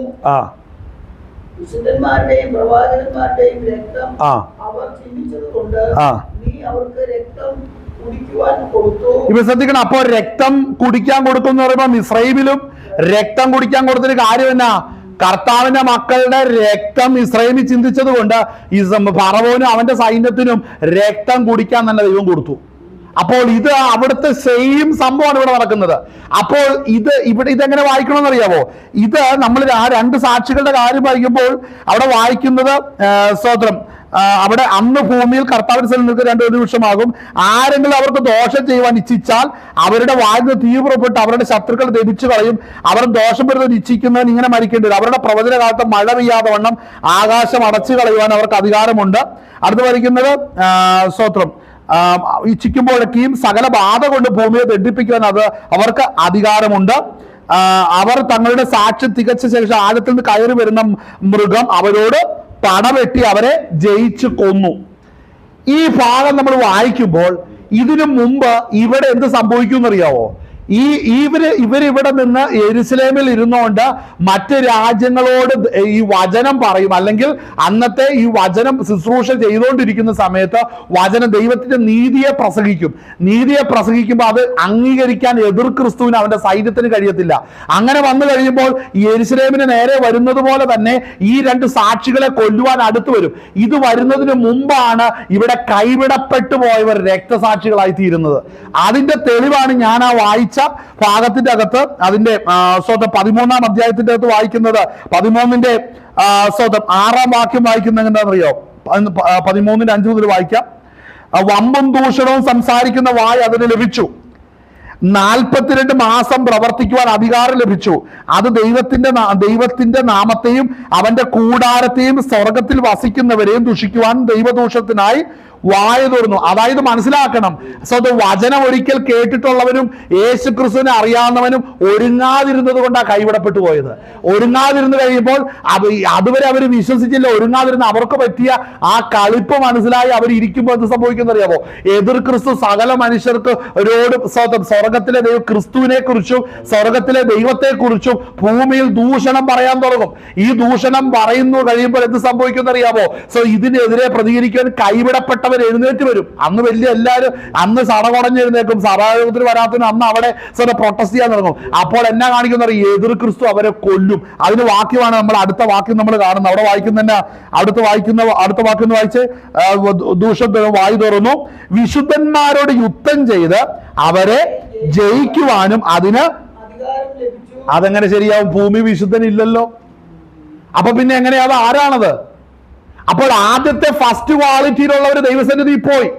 ഒരുങ്ങാതെ ഇരുന്ന് കൈവിടപ്പെട്ടവർ ഇവിടെ കിടക്കുമ്പോൾ അവര് കർത്താവിനെ കുറിച്ചുള്ള ദൂഷണം കേൾക്കുമ്പോൾ മരണം വഴിയായി രക്തസാക്ഷിയായി സ്വർഗത്തിൽ പോകാൻ വേണ്ടി മരണം വരിക്കാൻ വേണ്ടി ചെന്നു കയറും. മനസ്സിലാകുന്നുണ്ട്? അപ്പോൾ അവരെ കൊല്ലിക്കും. അപ്പോൾ മനസ്സിലാക്കണം അവരാരാ. അപ്പൊ ഇവര് ഇത് വന്ന് ഓരോരുത്തരും വിശുദ്ധന്മാർ ഭൂമിയിൽ ഇരിക്കുന്നവര് ക്രിസ്തുവിന്റെ സാക്ഷ്യം ഹേതുവായി. അപ്പൊ അന്ന് എല്ലാവരും നിലവിളിക്കും, കർത്താവ് ഒരു രക്ഷകനാണോ, അവൻ നമ്മൾക്ക് പാപങ്ങൾക്ക് വേണ്ടി പ്രായശ്ചിത്തം നൽകുക, അവൻ ദൈവമാണെന്ന് പറയുമ്പോൾ അങ്ങനെ പറഞ്ഞവരെ എല്ലാവരും അന്ന് കൊല്ലും. അങ്ങനെ കൊന്നു സകലരെ തീർത്തിട്ട് അതിന്റെ കലാശക്കൊട്ടാണെന്ന് ഓർക്കണം ഈ രണ്ട് സാക്ഷികളുടെ നേരെ വരുന്നത്. കാര്യം അവരെ കൊല്ലുവാൻ പരമാവധി നോക്കിയിട്ട് നടന്നില്ല. ആ ഭാഗം ഒന്ന് വായിച്ചേ. നമ്മൾ വായിച്ച പിന്നെ സ്തോത്രം മൃഗത്തിന്റെ വാരി ഒന്ന് വായിച്ച വമ്പും ദൂഷണമുള്ള വായ സംസാരിക്കുവാൻ ലഭിച്ചു. വായിച്ചേ. വായിക്കേ 13-ാം അധ്യായത്തിന്റെ 5-ാം വാക്യം മുതല്. വമ്പും ദൂഷണവും സംസാരിക്കുന്ന വായി അതിന് ലഭിച്ചു. 42 മാസം പ്രവർത്തിക്കുവാൻ അധികാരവും ലഭിച്ചു. ദൈവത്തിന്റെ നാമത്തെയും അവന്റെ കൂടാരത്തെയും സ്വർഗ്ഗത്തിൽ വസിക്കുന്നവരെയും ദൂഷിക്കുവാൻ ദൈവദൂഷണത്തിനായി വായി. ഏതൊക്കെ കാര്യങ്ങളെ അവൻ ദൂഷിച്ചു ഒന്നും കൂടെ വായിച്ചേ. ദൈവത്തിന്റെ നാമത്തെയും കർത്താവിന്റെ നാമത്തെയും, മനസ്സിലായല്ലോ, ക്രിസ്തു എന്ന നാമത്തെ അവൻ ദൂഷിക്കും. അടുത്തത് അപ്പൊ കർത്താവിന് നിത്യമായ സ്വർഗം. അപ്പൊ ഇവ സ്വർഗം കണ്ടിട്ടുണ്ട്. നിങ്ങൾ ശ്രദ്ധിക്കണേ, ഈ വന്ന് എതിർ ക്രിസ്തു എന്ന കാണപ്പെടുന്ന വ്യക്തിയുടെ പിന്നിൽ ഇരിക്കുന്ന എന്താ പറയുന്നത് മഹാസർപ്പമാകുന്ന ലിറ്ററൽ സാത്താൻ ഇവന്റെ കൂടെ നിൽക്കുകയാണ്. അപ്പോൾ ഇവൻ വാ തുറന്ന് സംസാരിക്കുമ്പോൾ സ്വർഗത്തെ കണ്ടവനാണെന്നവർക്ക് അതിനെതിരെ അപവാദം പറയുമ്പോൾ അതല്ല ശരിയെന്ന് പറഞ്ഞ് കൈവിടപ്പെട്ടവർ രക്തസാക്ഷികളായിട്ട് പോകാൻ എഴുന്നേറ്റ് വരും. പിടികിട്ടിയോ?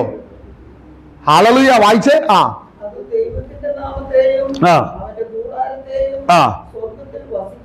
വസിക്കുന്നവരെയും കണ്ട സ്വർഗത്തിൽ വസിക്കുന്നവരെ ദുഷിക്കാൻ കാരണം എന്നാ? അവനിരിക്കുന്ന ഇടം നഷ്ടമായി പോയി. അവനിരിക്കുന്ന ഇടത്തുകൂടെയാണ് ഇവിടെ ഒരുക്കപ്പെട്ടിരിക്കുന്ന ദൈവസഭ സ്വർഗത്തിൽ ചെന്നത്. അതുകൊണ്ട് അവരുടെ കുറ്റം പറഞ്ഞുകൊണ്ട് ഭൂമിയിൽ ഇറക്കും. കാര്യം അവിടെ പറയുന്ന കാരണം എന്താ അറിയോ? നിങ്ങളെല്ലാം കൈവിട്ടിട്ട് അവൻ പോകുന്ന അവൻ ദൈവമല്ല. ഇതൊക്കെ അവൻ പറയുന്നത്. അവൻ ദൈവമല്ല, അവൻ ദൈവമായിരുന്ന നിങ്ങളെ രക്ഷിക്കണ്ടേ. അങ്ങനെ ചിലർക്ക് മാത്രം പ്രത്യേകത കൊടുക്കേണ്ട കാര്യമുണ്ടോ? മനസ്സിലായി? ഇതാണ് ആരുടെ പ്രശ്നം? സാത്താന്റെ പണ്ടത്തെ പ്രശ്നവും ഇപ്പോഴത്തെ പ്രശ്നവും ഇതാണ്. ചിലർക്ക് പരിഗണന കൊടുത്തു, ചിലർക്ക് പ്രത്യേക സ്ഥാനം കൊടുത്തു, എനിക്ക് കിട്ടിയില്ല. മനസ്സിലാവുന്നു? ഇതാണിന്ന് ഇത് വളരെ പുരാതനമായൊരു വാദഗതിയാണിത്. മനസ്സിലായി? ഇത് പറയും ആ നേരത്ത്. മനസ്സിലാവുന്നുണ്ടോ? അത് വായിച്ചേ. അടുത്ത് വായിച്ചേ. യുദ്ധം ചെയ്ത് അവരെ ജയിക്കുവാനും കണ്ടോ? അപ്പൊ അധികാരം ലഭിച്ചു. അപ്പോൾ അങ്ങനെയുള്ള ഒരു രക്തസാക്ഷികളായി സ്വർഗത്തിൽ വരണമെന്നുണ്ടെങ്കിൽ ഇവന്റെ കയ്യിൽ പൂർണ്ണ അധികാരം കൊടുക്കുകയാണ്. മനസ്സിലാക്കണം. പിന്മാറിക്കിടക്കുന്നവൻ അന്ന് രക്തസാക്ഷിയായവൻ വരുമ്പോൾ അന്ന് പ്രാർത്ഥിച്ചാൽ മറുപടിയില്ലെന്ന് ഓർത്തുകൊണ്ട് അന്ന് മരിച്ച് സ്വർഗത്തിൽ പോകാൻ മരണം മാത്രമേ പിന്നെ വഴിയുള്ളൂ. വേറൊരു ഓപ്ഷൻ ഇല്ലെന്ന് മനസ്സിലാക്കണം. അപ്പോൾ മനസ്സിലാക്കണം, ദൈവം അവരെ അനുവദിച്ചേക്കുകയാണ്. ദൈവം ഈ പറഞ്ഞ സാത്താൻ അനുവദിച്ചിരിക്കുകയാണ്. ഭൂമിയിൽ ആരെങ്കിലും ഉണ്ടെങ്കിൽ അവരോട് മത്സരിക്കാനും അവരോട് യുദ്ധം ചെയ്യാനും ഓൾറെഡി സാത്താന് പെർമിഷൻ കിട്ടിയിട്ടാണ് ഇറങ്ങി വരുന്നത്.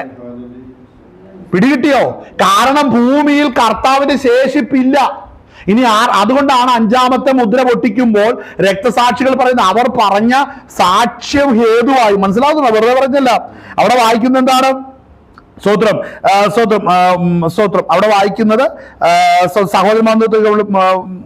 സ്വസ്ഥമുണ്ട്. അവിടെ പറഞ്ഞു അതിന്റെ 9-ാം വാക്യം, നിമിത്തവും തങ്ങൾ പറഞ്ഞ സാക്ഷി ഹേതുവായും അറക്കപ്പെട്ടവരുടെ ആത്മാക്കളെ ഞാൻ യാഗപീഠത്തിന് കീഴെ കണ്ട്. ഇവരെങ്ങനെയാ വന്നതെന്നറിയാം? അവിടെ അപ്പോൾ ഇവരെ ഉള്ളതുപോലെ പറഞ്ഞു.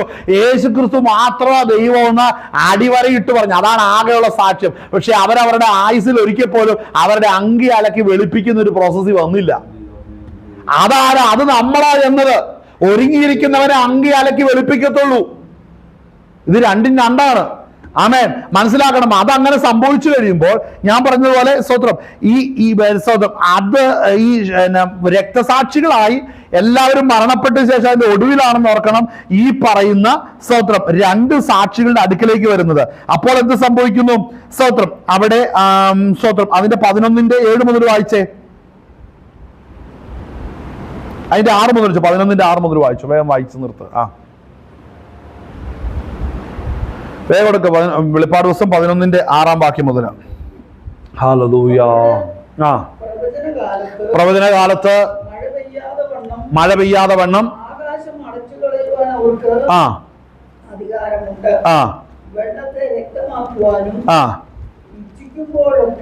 സകല പാപകൊണ്ടും ഭൂമിയെ ദണ്ഡിപ്പിക്കുവാനും അധികാരമുണ്ട്. അവർ തങ്ങളുടെ സാക്ഷ്യം തികച്ച ശേഷം ആഴത്തിൽ നിന്ന് കയറി വരുന്ന മൃഗം അവരോട് പടവെട്ടി അവരെ ജയിച്ചു കളയും. ഇവിടെ ശ്രദ്ധിക്കേണ്ട ഒരു കാര്യമാണ്, അവിടെ നമ്മൾ ഈ 2 സാക്ഷികളുടെ കാര്യം വായിക്കുമ്പോൾ തന്നെ സ്തോത്രം, നമ്മളവിടെ അതിന്റെ സ്തോത്രം ഈ ഞാൻ ആദ്യം പറഞ്ഞല്ലോ, ഈ 3-1 എന്ത് ചെയ്യും ഇത്, അതായത് നക്ഷത്രങ്ങളെ അവൻ വാലിൽ ചുരുട്ടി അങ്ങോട്ട് എറിയും, ഭൂമിയിലേക്ക് എറിയുകയാണ് ചെയ്യുന്നത്. അപ്പോൾ ഇത് ചെയ്യുമ്പോൾ ആ വലിയ തകർച്ച ഈ പറഞ്ഞ സോളർ സിസ്റ്റത്തിൽ സംഭവിക്കുന്നു.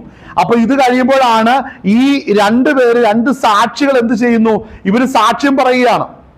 ഈ സാക്ഷ്യം പറഞ്ഞു കഴിയുമ്പോഴത്തേനും ആ കർത്താവിന്റെ സാക്ഷ്യം, യേശുക്രിസ്തുവിന്റെ സാക്ഷ്യം പറഞ്ഞ് ദൈവത്തിന്റെ നീതിയെക്കുറിച്ച് വെളിപ്പെടുത്തി സ്വർഗരാജ്യത്തെക്കുറിച്ച് പറയുമ്പോൾ ഇതിനോട് എതിർക്കാൻ വരുന്നവരെല്ലാം, അവിടെ വെച്ച് മനുഷ്യരായിരിക്കുന്നവരെല്ലാം തകരപ്പെടും.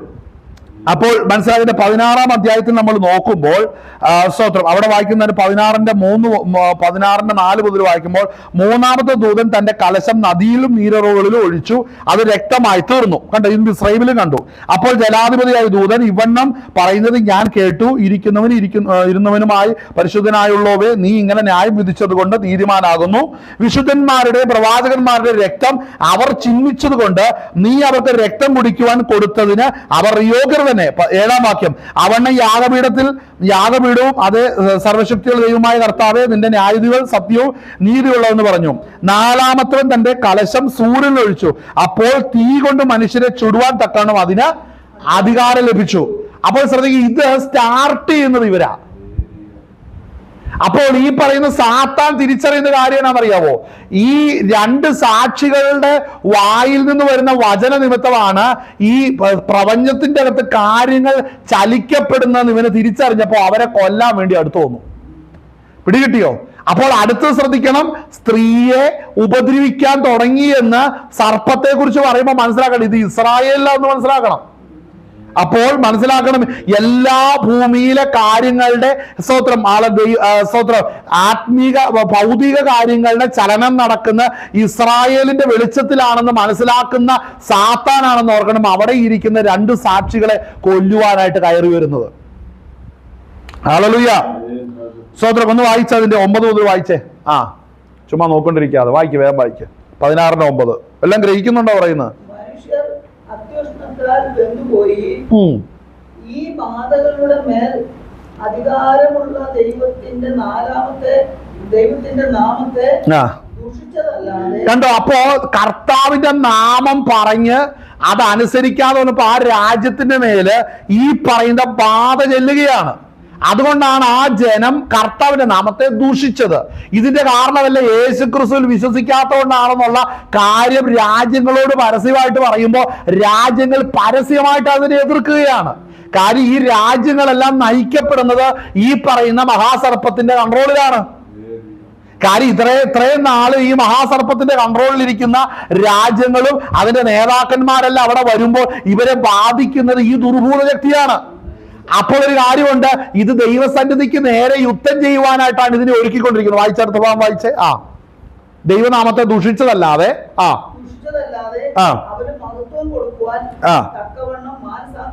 കണ്ടോ. അപ്പോൾ മനസ്സിലാക്കണം, അവിടെ എല്ലാ അനർത്ഥങ്ങളും ആ കാലഘട്ടത്തിൽ നടക്കുമ്പോൾ യേശുക്രിസ്തുവിൽ വിശ്വസിക്കാത്തത് കൊണ്ട് ദൈവം ന്യായം വിധിക്കുന്നതെന്ന് പറയുമ്പോൾ രാജ്യങ്ങളെ പരസ്യമായിട്ട് ആക്ഷേപിക്കുകയും നിന്ദിക്കുകയും ചെയ്യുന്ന ഒരു കാലഘട്ടം വരികയാണ്. അപ്പോൾ അവരുടെ നിന്നയും ആക്ഷേപം നിലനിൽക്കുമ്പോഴാണെന്ന് ഓർക്കണം ഈ 2 സാക്ഷികളിലൂടെ വരുന്ന ന്യായവിധിയുടെ വചനം അവിടെ വെളിപ്പെടുന്നത്.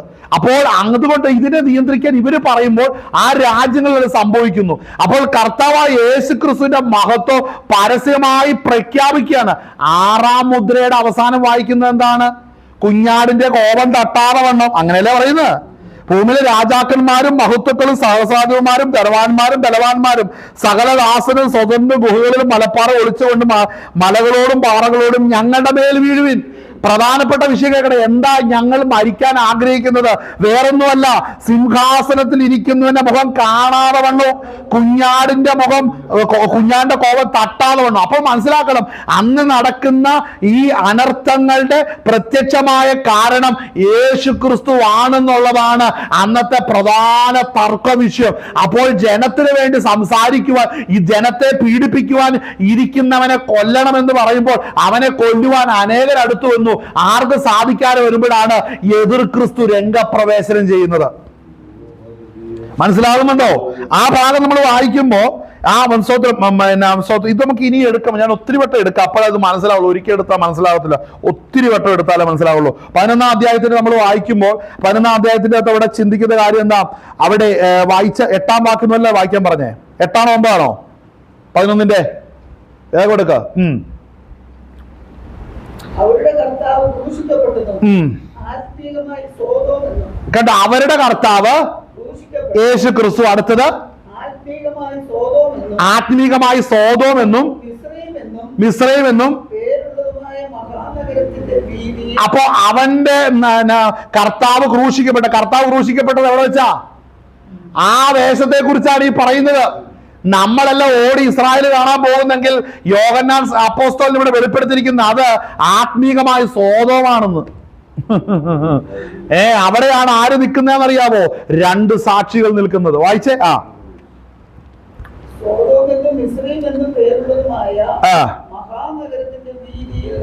അവരുടെ ശവം കിടക്കും. അപ്പോൾ എങ്ങനെയാണ് അവരോട് സ്തോത്രം എന്താ ചെയ്യുന്നത്? സ്തോത്രം അവിടെ ശവം കിടക്കും. വായിച്ചോ.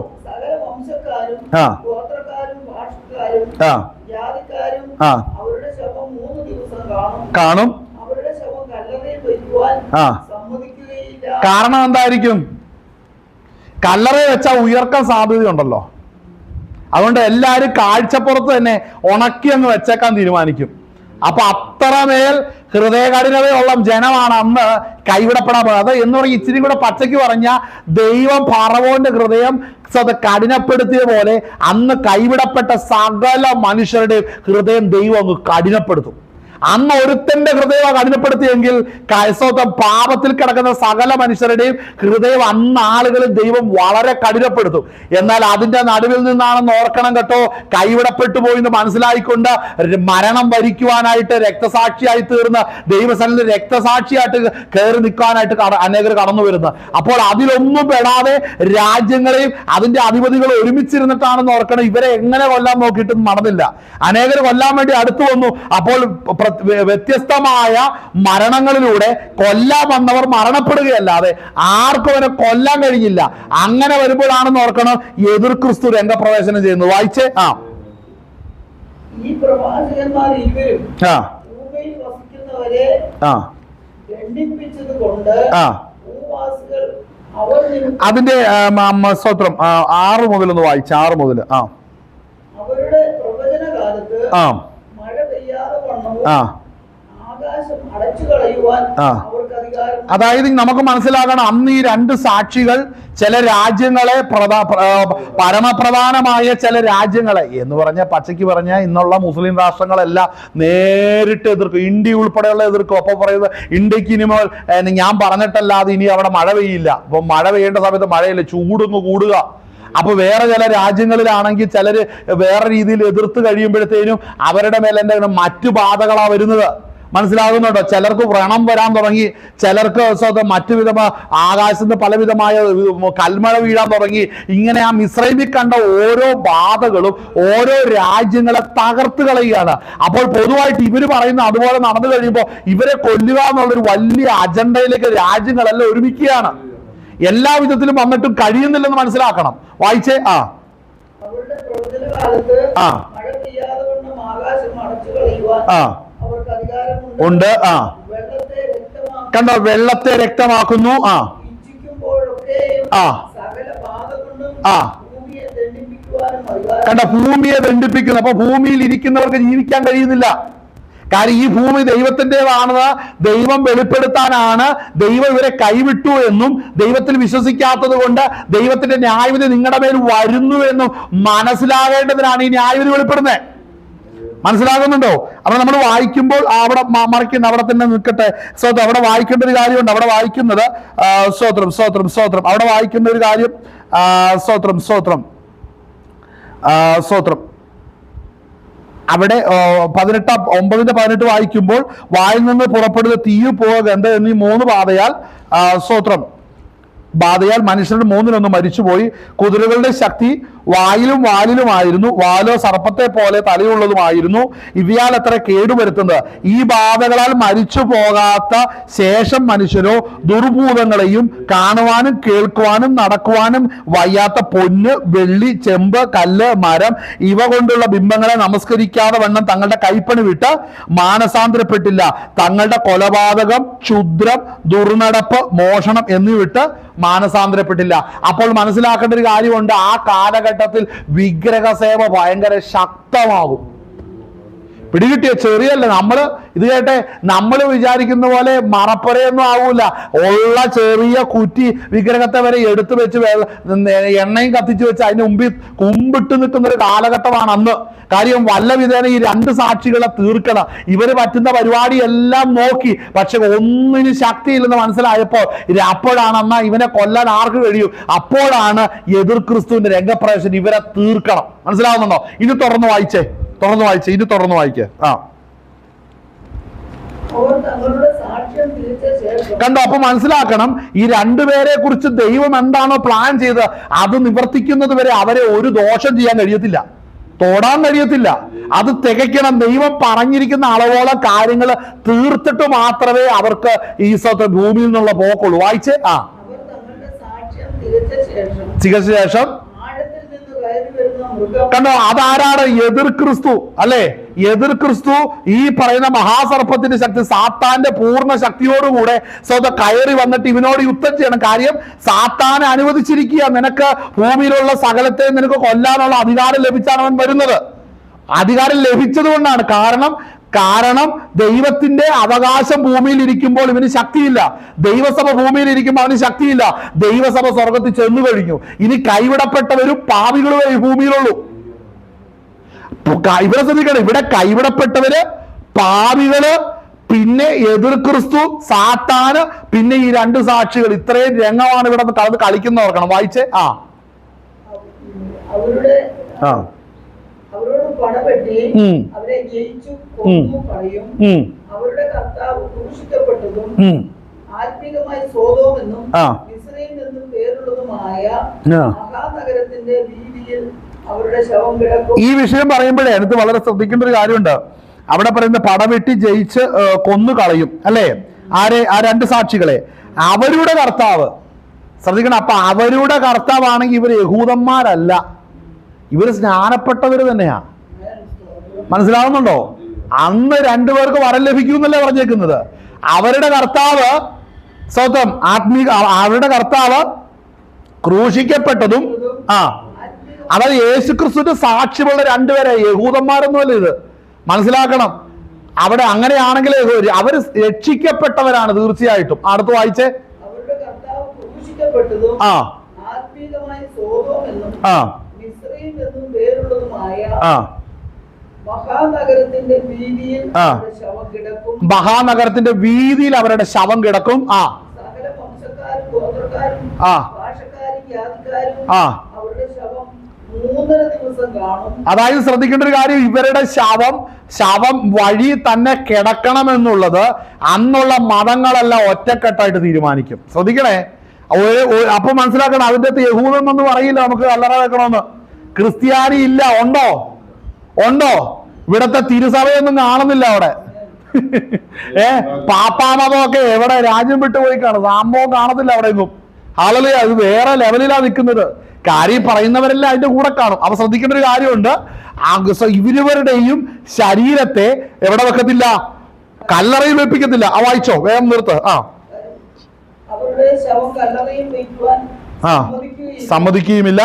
പ്രവാചകന്മാർ ഇരുവരും വസിക്കുന്നവരെ ദണ്ഡിപ്പിച്ചത് കൊണ്ട് ഭൂവാസികൾ അവർ നിമിത്തം സന്തോഷിച്ച് ആനന്ദിക്കുകയും അന്യോന്യം സമ്മാനം കൊടുക്കുകയും ചെയ്യും. കാരണം ഇവര് തീർന്നു കഴിഞ്ഞാൽ പിന്നെ എന്തില്ല? അനർത്ഥമില്ലെന്ന് വിചാരിച്ചിരിക്കുകയാണ്. വായിച്ചോ. ദിവസം കഴിഞ്ഞ ശേഷം ദൈവത്തിൽ നിന്ന് ജീവശ്വാസം അവരിൽ വന്ന് അവർ കാലൂന്നി നിന്ന് അവരെ കണ്ടവർ ഭയപരവശരായി തീർന്നു. കാരണം ഇത് നമ്മൾ ഇന്ന് അറിയാൻ കാരണം എന്നാണെന്നറിയാവോ? ഈ വെളിപ്പാട് പുസ്തകത്തിൽ ഇങ്ങനെ ഒരു വചനം എഴുതിയിട്ടുണ്ടെന്ന് ഗ്രഹിക്കുവാനുള്ള പരിജ്ഞാനം നമുക്ക് നൽകിയിട്ടുണ്ട്. നാം ആ സമയത്ത് സ്വർഗത്തിലായിരിക്കും. ഇന്ന് അതുകൊണ്ടാണ് ഈ വചനത്തിന്റെ മർമ്മങ്ങളെ ഗ്രഹിക്കുവാൻ കൃപ ലഭിക്കാത്ത, വരം ലഭിക്കാത്ത ആരും ഈ സത്യം അറിയത്തില്ല. അതുകൊണ്ട് നമുക്കൊരു നിത്യതയുണ്ട്. നിങ്ങൾ ഉറങ്ങരുത്, ആത്മീയമായിട്ട് ഉറങ്ങരുത്. ഇതിന് ഉണർവോടുകൂടെ വന്നെങ്കിലേ അക്കരെ നാട്ടി പോകാൻ കഴിയത്തുള്ളൂ. അപ്പൊ ശ്രദ്ധിക്കണം, ആ വചനം എത്ര ഭീകരമാണെന്ന് നോക്കിക്കേ. അവിടെ കല്ലറ വെക്കാൻ സമ്മതിച്ചില്ല. അടുത്തത് വായിച്ചത് എന്താണ്? ആ ആ ആ അവർ കാലൂന്നി നിന്ന് അവരെ കണ്ടവർ ഭയപരവശരായി തീർന്നു. കണ്ടോ? അപ്പൊ മനസ്സിലാക്കണം, കർത്താവായ യേശു ക്രിസ്തുവിനെ അവന്റെ ശരീരം മോട്ടിച്ചോണ്ട് പോയതാ. കർത്താവായ യേശു ക്രിസ്തു ഉയർത്തിയിട്ടില്ല, അതിന് വേറെ ആരാണ് ഉയർത്തത്? അതുകൊണ്ട് സ്തോത്രം, ഇങ്ങനെ പറഞ്ഞു നടക്കുന്ന ഒത്തിരി പേരുണ്ട്. അവരെല്ലാം കാണൂ. ഒരു മനുഷ്യൻ മരിച്ച് 3 ദിവസം ജീവനിൽ അറ്റ് കടന്നിട്ട് 3-ാം ദിവസം ദൈവത്തിന്റെ ജീവശ്വാസം വന്നിട്ട് എഴുന്നേറ്റ് നിൽക്കുന്നത് ക്രിസ്തുവിന്റെ ഉപദേശത്തെ, സത്യത്തെ എതിർക്കുന്ന സകല എതിർ ക്രിസ്തുവിന്റെ ആത്മാവുള്ളവന് കണ്ടിരിക്കും. വായിച്ചേ, അങ്ങനെയുള്ളവരെല്ലാം ഇപ്പൊ കിടപ്പുണ്ടല്ലോ. ആ ആ ശബ്ദം പറയുന്നത് കേട്ടു. കണ്ടോ? അവർ മേഘത്തിൽ സ്വർഗത്തിലേക്ക് കയറി.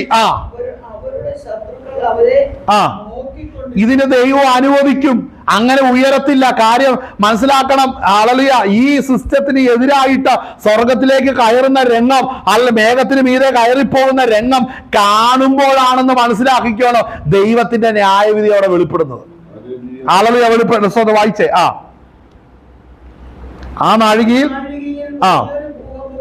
ആ നാഴികയിൽ വലിയൊരു ഭൂകമ്പം ഉണ്ടായി.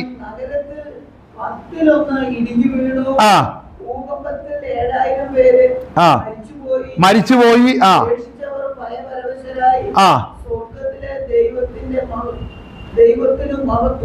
അതായത് ശ്രദ്ധിക്കണം, ഇത് സംഭവം നടക്കുന്ന സമയത്ത് ഇവരെ കൊല്ലേണ്ടതിന് സകലതും യെരൂശലേമിൽ കൂടിയിരിക്കുക.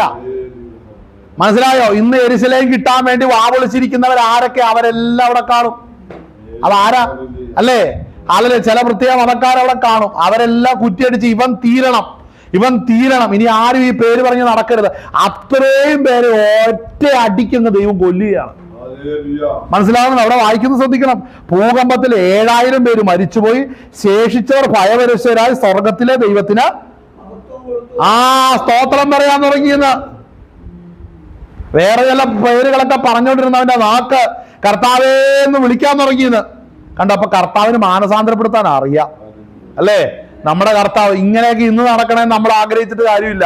നമ്മൾ ഈ വലിയ ന്യായവിധിക്കകത്തുനിന്ന് കർത്താവ് നമ്മൾ വിട്ട് നമ്മൾ കർത്താവിന്റെ വലിയ കരുണയാന്ന് ഓർത്തണം. മനസ്സിലാവുന്നുണ്ടോ? അപ്പൊ അവിടെ വായിക്കുന്നത് എന്താണ്? ദൈവത്തിന്റെ മഹത്വം കൊടുത്തു. 2ാമത്തെ കഷ്ടം കഴിഞ്ഞു. അടുത്തത് വേഗം വരും. ശ്രദ്ധിക്കണം.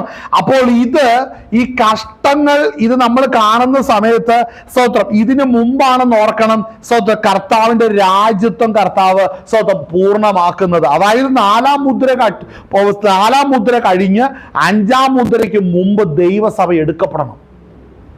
മനസ്സിലാവുന്നുണ്ടോ? ദൈവസഭ എടുക്കപ്പെട്ടേ മതിയാവുള്ളൂ. അതിനുശേഷമുള്ള 3.5 വർഷക്കാലം അത് പെട്ടെന്ന് നടക്കും. ജാതികളുടെ കോപം ഇപ്പൊ നടന്നുകൊണ്ടിരിക്കുന്നത്. ഇനി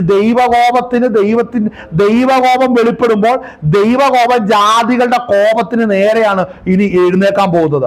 അതുകൊണ്ടാണ് നമ്മൾ ഉണർന്നും പ്രാർത്ഥിച്ചും കൊണ്ടിരിക്കണം. മദ്യപാനം, അതിഭക്ഷണം, ഉപജീവന ചിന്തകളാൽ നമ്മൾ കുഴങ്ങരുത്. 2 പേർ വയലിലിരിക്കും, 2 പേർ കിടക്കും, 2 പേർ പൊടിച്ചുകൊണ്ടിരിക്കും. ഒരുവൻ എടുക്കപ്പെടും, മറ്റവൻ തള്ളപ്പെടും. അതുകൊണ്ട് നമ്മൾ ഈ നാളുകളിൽ ഒരുക്കമുള്ളവരായി തീരുവാൻ ദൈവത്തിന്റെ ആത്മാവ് നമ്മളെ ബലപ്പെടുത്തുമാറാകട്ടെ. ഈ വചനങ്ങളെ സ്വർഗ്ഗം നിങ്ങളെ ബലപ്പെടുത്തുമാറാകട്ടെ. നമ്മുടെ കണ്ണുകൾ അടയ്ക്കാൻ നമുക്ക് പ്രാർത്ഥിക്കാം. ദൈവസ്ഥലം നമ്മൾ ഈ കേട്ട വചനം നമ്മുടെ ജീവിതത്തിൽ വളരെ പ്രയോജനകരമായി